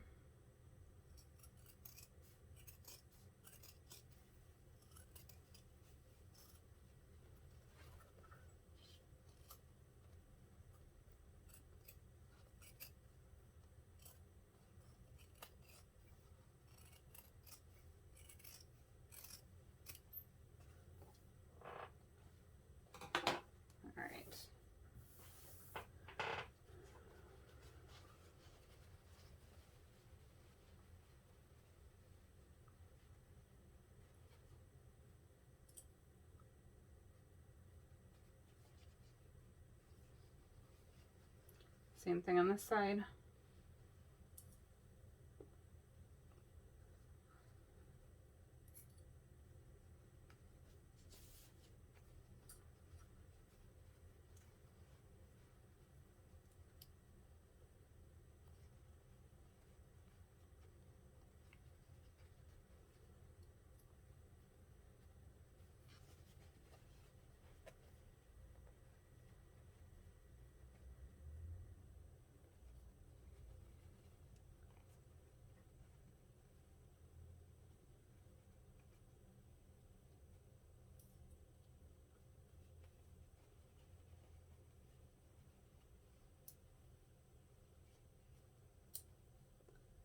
Alright, last one.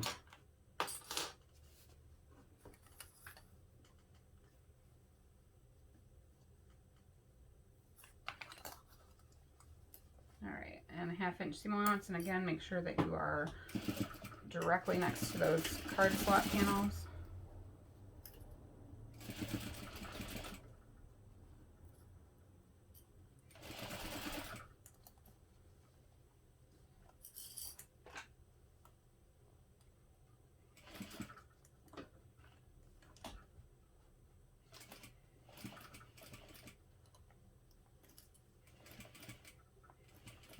And the same as with the exterior, you want to make sure that you aren't sewing over any like puckers in the fabric.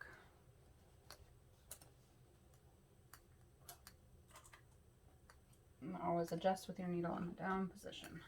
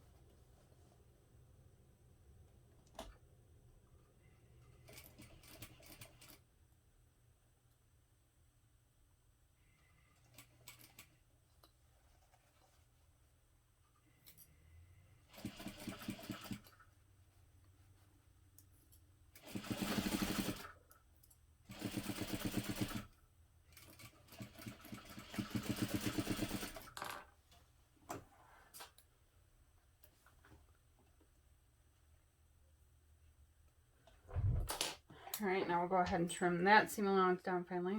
Let me make sure again that I'm right next to my card slots, and I am. Trim this seam allowance down to about 1/8 of an inch.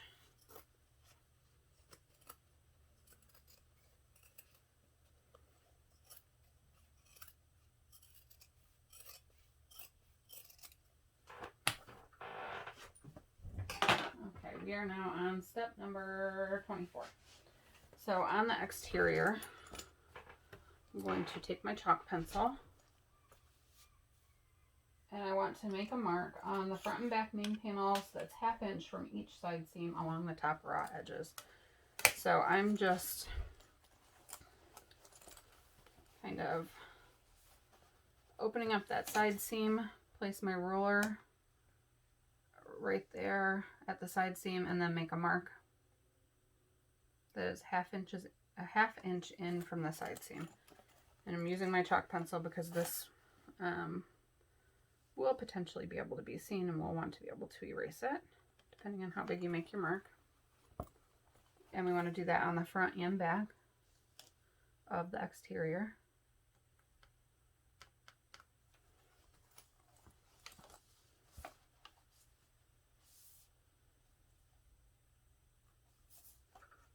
Okay, so now on the front of the exterior, we want to take our 10-inch zipper. Let's see, I want the open edge to be open. And I'm going to place this inside. Let me clip it in place a couple clips first.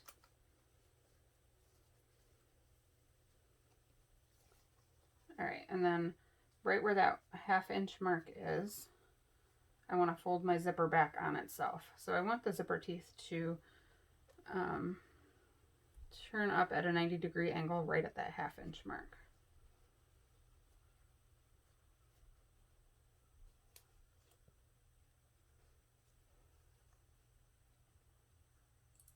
All right, and clip that in place. And then continue to clip all the way along the top until you reach the other 1/2 inch mark. And at that point, we're going to trail the zipper down inside the bag. So when it's finished, this will make the zipper come up out of the top. So just right at that 1/2 inch mark, it's folded down. So I'm going to go ahead and I'm going to base this just using a 1/4 inch seam allowance right now. And then when we're finished, the seams will, the final top seam will be sewn at a 3/8 inch seam allowance, so you won't see any of these stitching lines.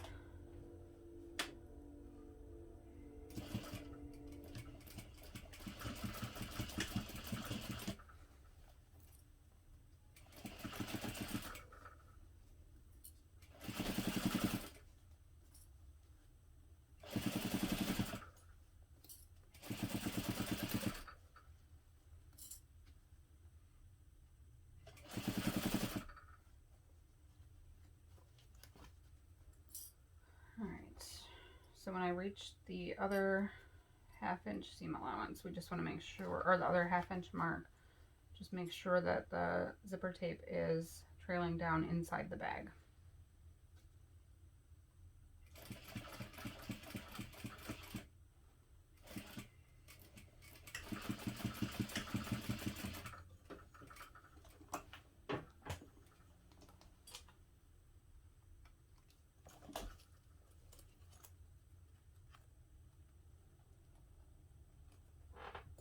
And we're going to repeat that for the other side. So I'm going to unzip the zipper, not all the way, don't pull it off the end, so be careful of that.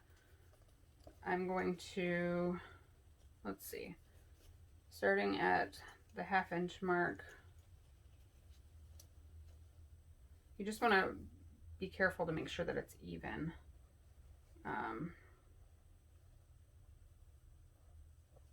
You don't want to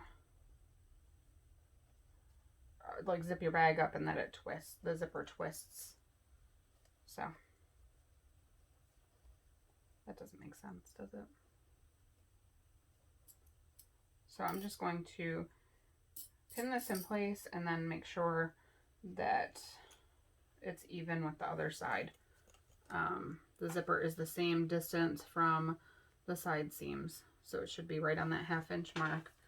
And then let me pin all the way along the top of the zipper.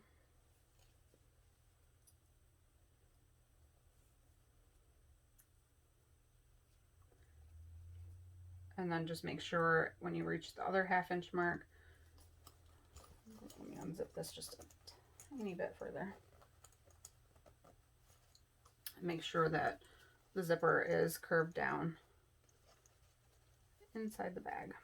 So we just want to try to really make both sides match as best as we possibly can.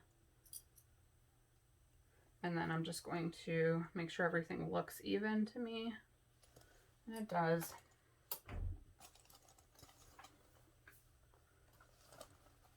So then again, using a 1/4 inch seam allowance, we're going to start sewing the zipper in place.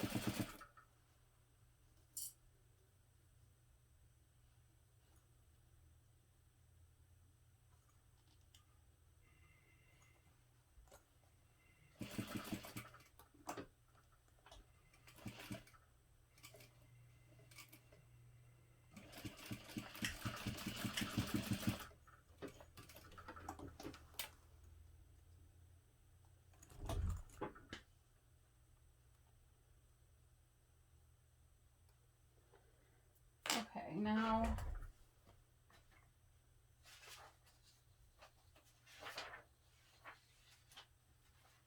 we want to place the exterior. Do we not sew the zipper tab on yet? Nope. Okay, so I'm going to just real quick sew across the end of the zipper because I don't want it to come unstitched. So you may want to do that as well.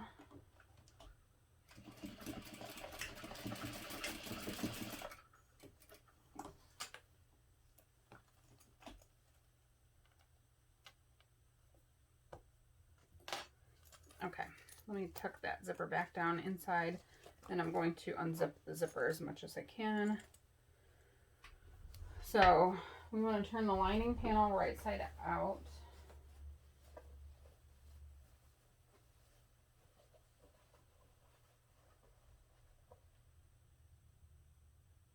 Okay, and then I want to put the card slots panel against the back of the exterior. So the side with the front pocket is not against the card slots. All right, so first we're just going to match each of the 4 corners.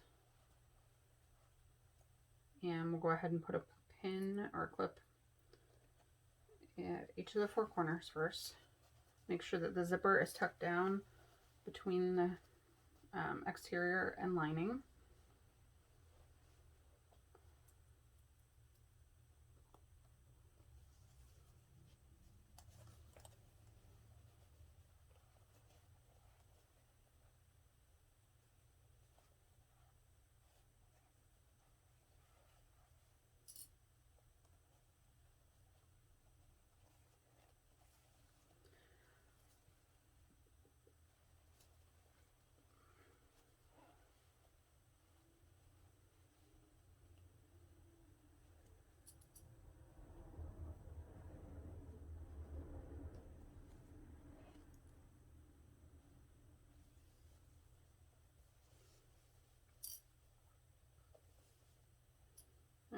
I'm going to just throw a few clips along the straight edges.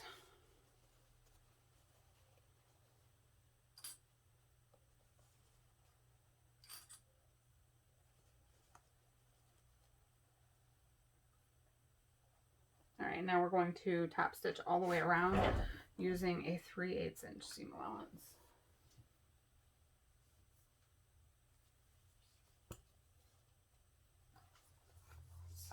So it doesn't really matter where you start. I like to start on one of the straight edges at least.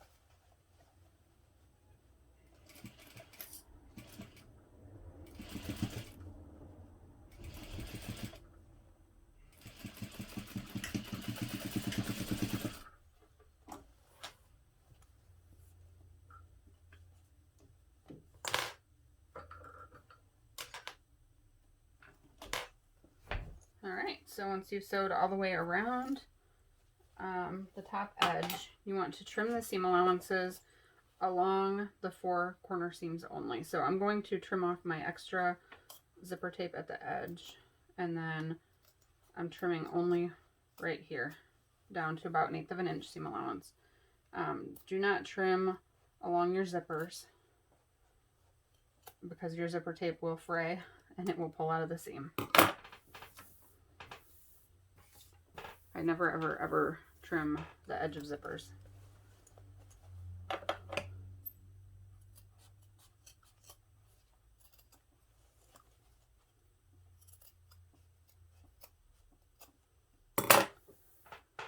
All right, so now we want to turn everything right sides out through the hole in the bottom.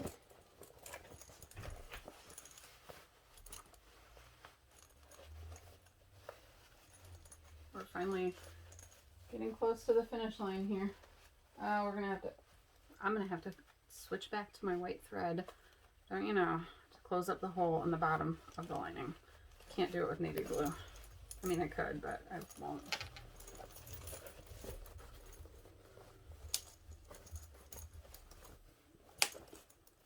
So you do still have raw edges exposed here. Don't worry. Trust the process.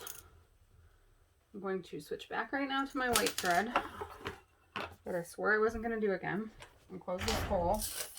All right, so press the seam allowance in at the opening along the bottom of the bag, and then just place some clips, and then I'm going to just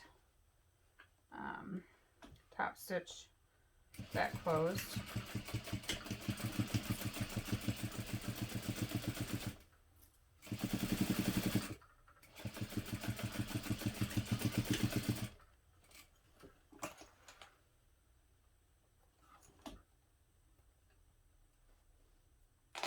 All right, now we're going to push the lining down inside of the exterior. There's some loose strings at the top. I'll trim those before we're finished. Alright, so I'm just going to roll the top seam between my fingers to make sure that it's pulled out nicely, and then I'm just going to press everything really well. We'll do a top stitch around the top edge in a minute. Alright, so I pressed the top seam really well. I'm going to turn the whole clutch inside out because I like to top stitch this way. So I put white thread in my bobbin and navy thread on top for this. I'm going to just start somewhere not as noticeable, so maybe along a side seam or the side panel. Just line up the top. We're doing a 1/8 inch seam allowance, and I'm just going to do a few stitches and back stitch, and I'm using my longer top stitching stitch length.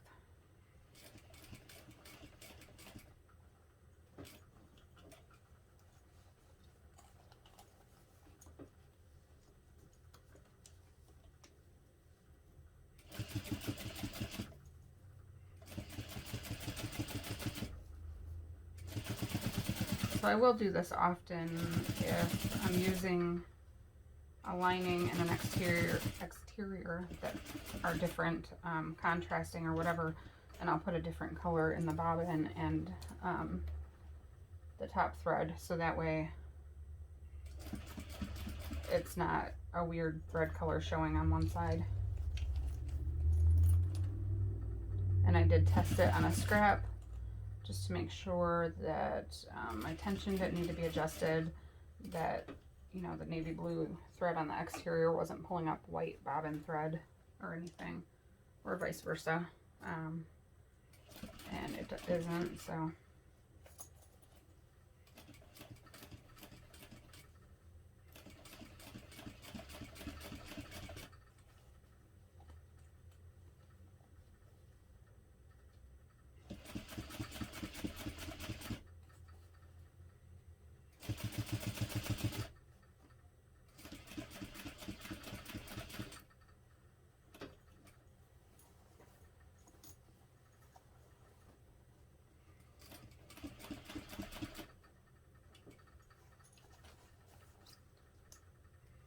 And then when I get back to the other side panel and where I started sewing, I'll just again back stitch a few stitches.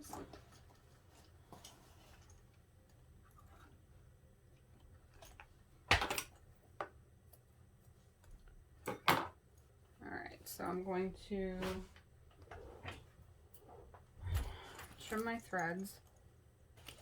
I'm going to top stitch the side panel. So in my opinion, this is the most difficult part of the clutch. So first I'm going to make sure that my zipper and everything looks good, and it does. Everything lines up nicely. So the end panels just need to be done. We're getting close. Oh my. Don't pull your zipper off. All right, so we're going to start down here. And what you want to do, first I start along the back side, so along my card slots panel, and I'm just inside, I'm smoothing the lining out so that it's laying flush with the exterior. You don't want any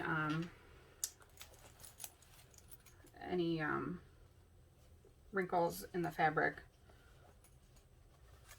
So the card slots should be laying flat against the back of the clutch, and then I'm going to wrap the exterior and lining, side panels and main panels, folding them right at the seam, the side seam, right around the raw edge of the card slots.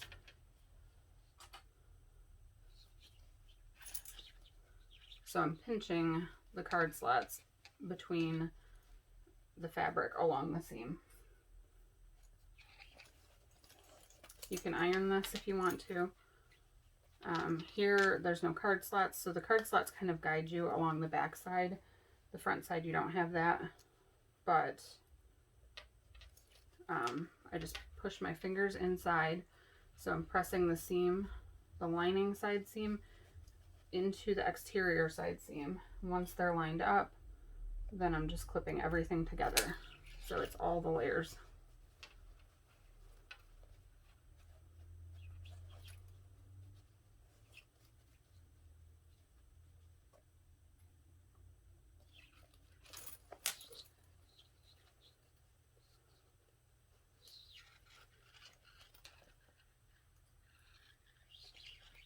And you do that all the way around.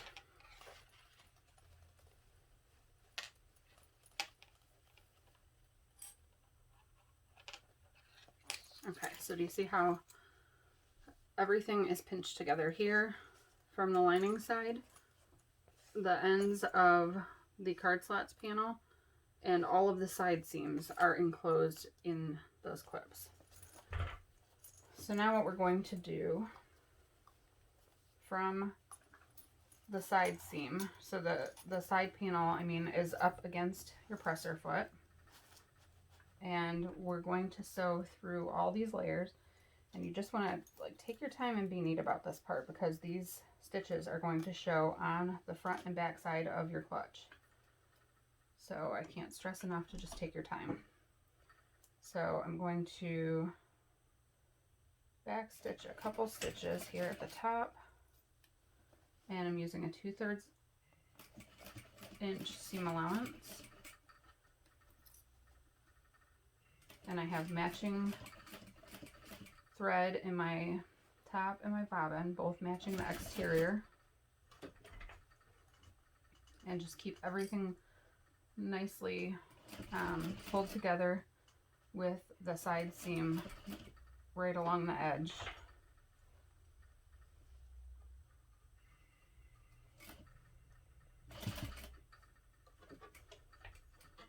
Remember always to adjust with your presser foot or with your needle down. And again, I use my little screwdriver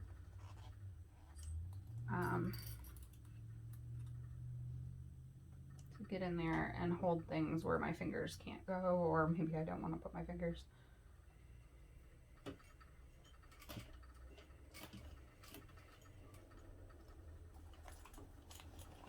And this is the part where I really find my narrow zipper foot, or whatever it's called, to be really helpful. And again, I found one that also fits on domestic low shank machines. So I have a brother, I think it's a PR420 is the number. And the last video, I used that machine to sew this. And I used that narrow presser foot that I have for that. And really it works the same. I feel like it's just easier to get in here with a really narrow foot. And I just bought this foot, and I bought the one for my domestic off Amazon, just searching narrow zipper foot, I think. And then I put maybe the model of my machine in there as well, or you can call your sewing machine shop where you maybe buy your other parts, or where you bought your sewing machine, and I'm sure that they would have that foot as well, or they can at least direct you to where to get it.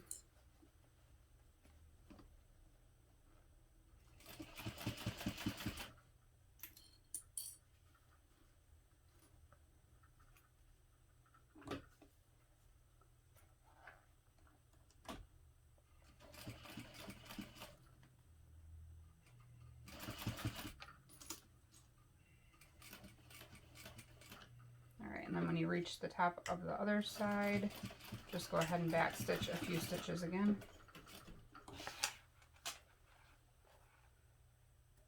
Is anybody else holding their breath around that seam? So then you have this.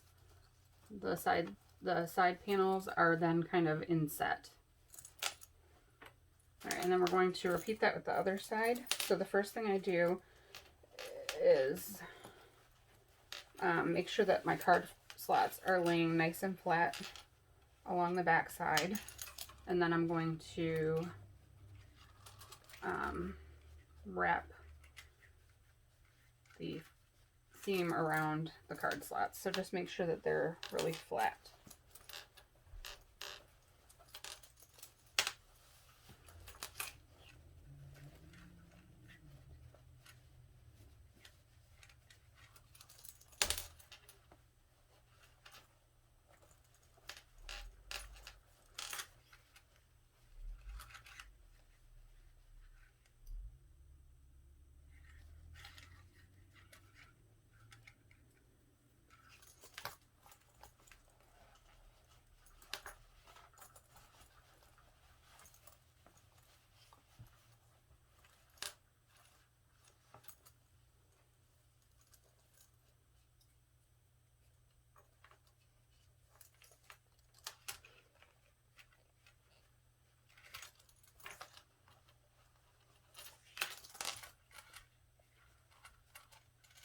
And then this will be one more place where you'll sew through the end of the strap connector.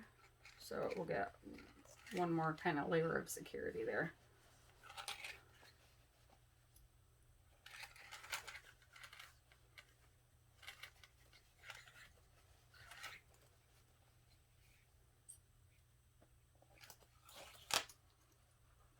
And if you want to go ahead and clip both sides in place before you sew anything to make sure that you have your card slots laying flat in the back, then that's fine too.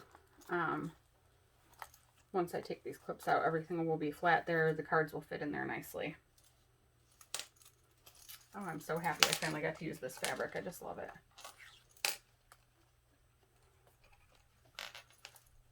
I'm just kind of looking over this once again to make sure I have everything just right. All right, here we go.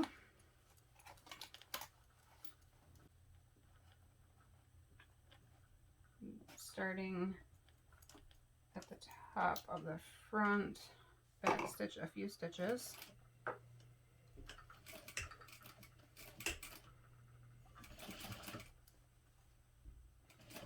All right, and then I'm just going to take my time.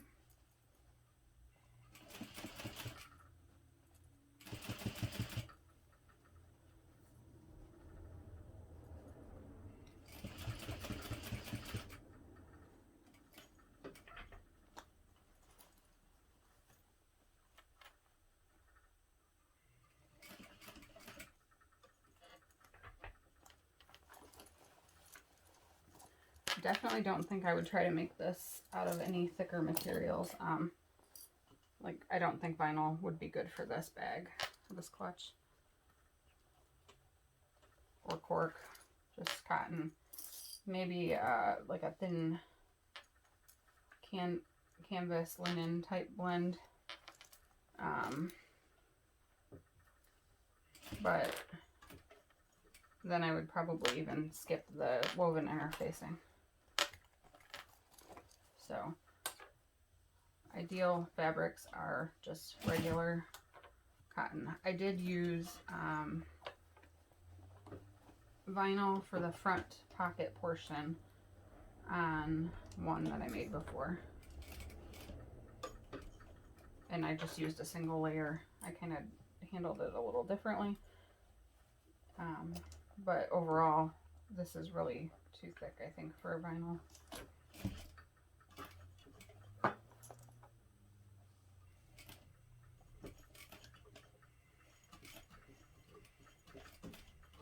Alright, and as I get to my card slots again, I just want to make sure that they're really tightly enclosed in this seam. We don't want any raw edges to be exposed in our final finished bag clutch. Call everything a bag.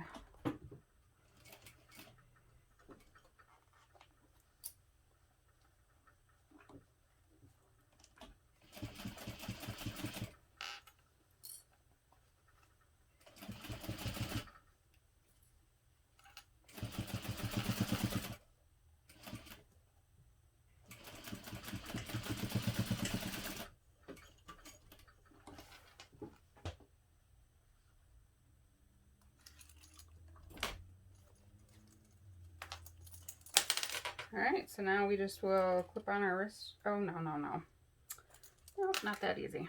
We have to make our zipper tab and place a rivet in it.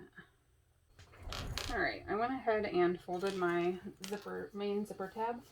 So what you'll do for this is mark a line down the center of the wrong side, lengthwise, so the longest side.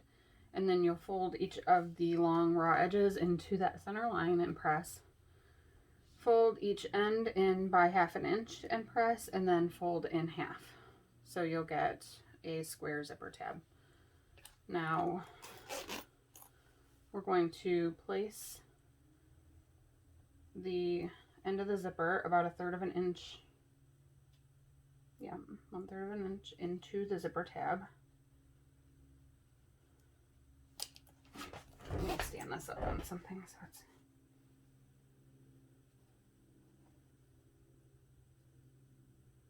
And if you want, you can use glue or double-sided tape or something to hold this in place. I am just going to kind of wing it, I guess.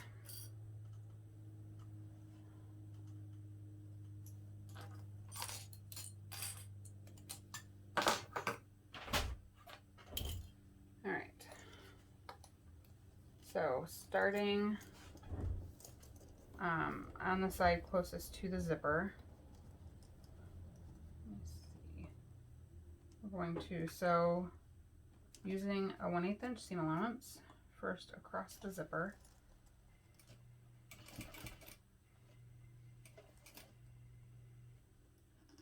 I'm just trying to hold this in place. If the clutch falls, the zipper is going to pull out.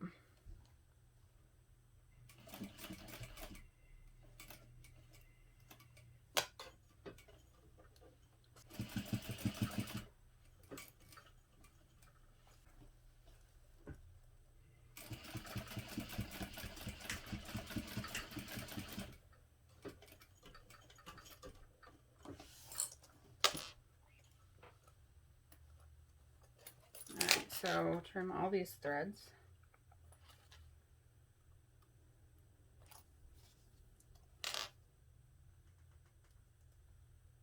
All right, so now we want to find and mark the center of the zipper tab.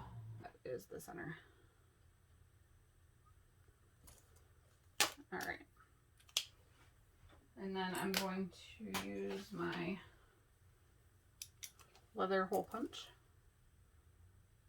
to punch out that hole, and this is just beneath where the zipper is.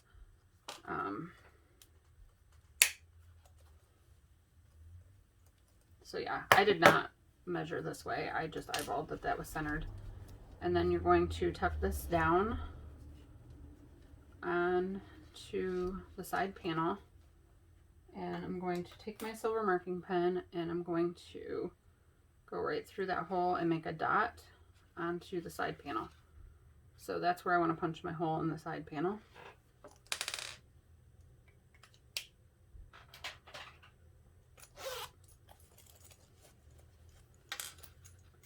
So I'm taking my, let's go this way.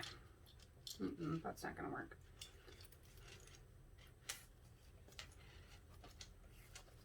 Have to kind of scrunch this up in here. Just make sure that your lining and exterior fabrics haven't shifted, and punch a hole through both layers. All right, so now my rivets. These are 9mm, I think, from Emmeline bags. And I just need one cap and one post. So I'm placing, let's see, placing the post through the tab, and then through the hole in the side panel, and then placing the cap over the hole. Now we'll need our rivet press. My rivet press again is from Gold Star Tool. I have not had any issues with mine. I think some people have. I don't know anything about it though. So with that, let's see, I'm gonna go this way. It's a little hard to maneuver the assembled bag into here, but just be patient. Make sure that the zipper pull is not in the way, and make sure that the rivet is seated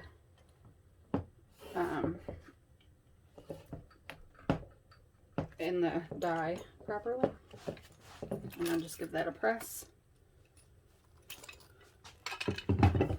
All right, and then the tab is riveted to the side of the bag. So then this will be the finished look. All right, so I have pressed the wrist strap in the same way that I pressed the connectors and zipper tabs. Just fold it in half, wrong sides together, and then open that up, fold both of the long raw edges into the center crease and press, and then again refold along that first crease. Now we're going to slide the swivel clip onto the strap, and then we're going to open up the ends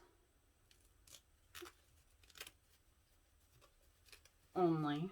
Do not unfold the whole thing. We want to make sure that the strap is not twisted in any way. And then we're just matching up the two ends, right sides together. And I'm going to sew them together using a 1/4 inch seam allowance.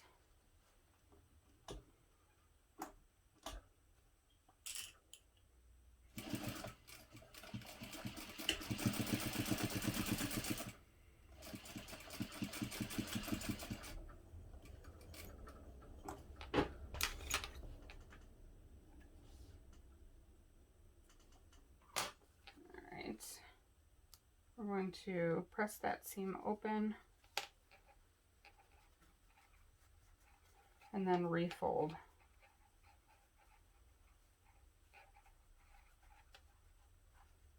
The wrist strap where it's unfolded.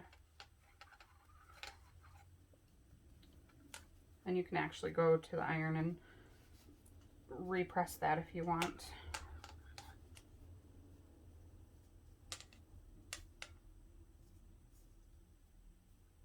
Alright, so now I'm going to top stitch all the way around the strap. So I'm starting near that seam. Let me see. I like to top stitch from the side that's going to be like the outside of the strap, just because I feel like the stitches on top look a little bit nicer than the bottom stitches. So I'm just back stitching a few stitches, and then I'm going to use my long stitch length,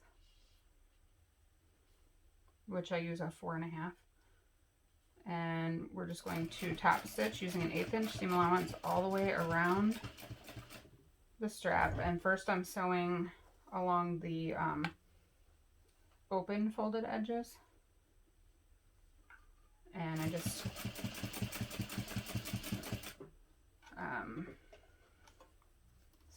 arrange them as I go to make sure that it's closed and that everything's lined up.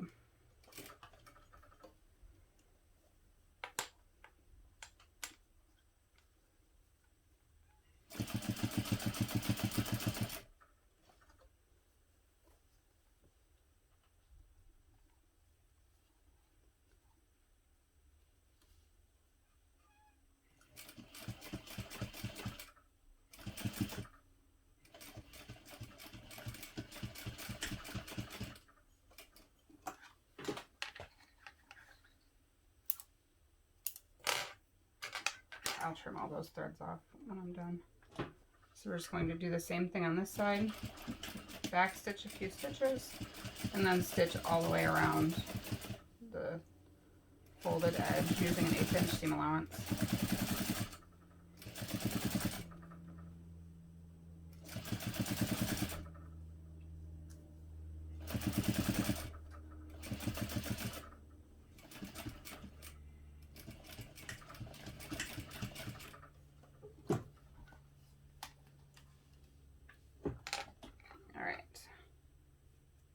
going to trim the threads.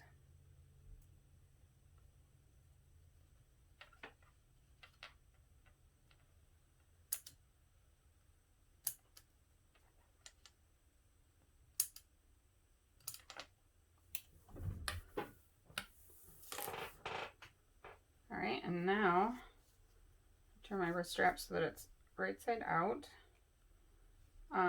Line up the seam so that it's near where the hardware is. And then I'm going to sew across the whole strap, down near the hardware. I kind of try to line it up with that seam. And this is pretty thick.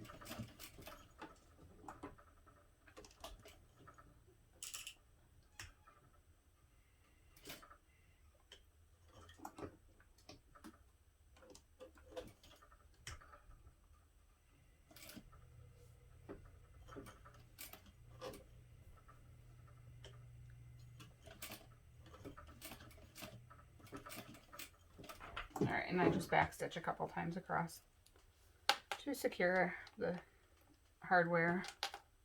All right, so now our strap is done. And I prefer 13 inches. I feel like it's big enough to slip over your wrist and that you can still like kind of hold the clutch, but it's not like too loose. So definitely if you have a bigger hand or just prefer it to be a little bit bigger, then, you know, go ahead and cut it at 14 or 15 inches long. Or if you want it to be even tighter, or if you have really small hands, then you might want to cut it at 12 inches. So I think 13 is perfect for me. And then just go ahead and clip your wrist strap in place. And you have a completed Consuela clutch. So this front pocket is great for change, lip balm, small things. The inside has room for all your cards and your phone, anything else you want to take with you. Yeah, so enjoy. I hope you enjoyed the video. I hope it helps. I can't wait to see your finished bags, and I hope you'll post them in my group. Thanks for watching.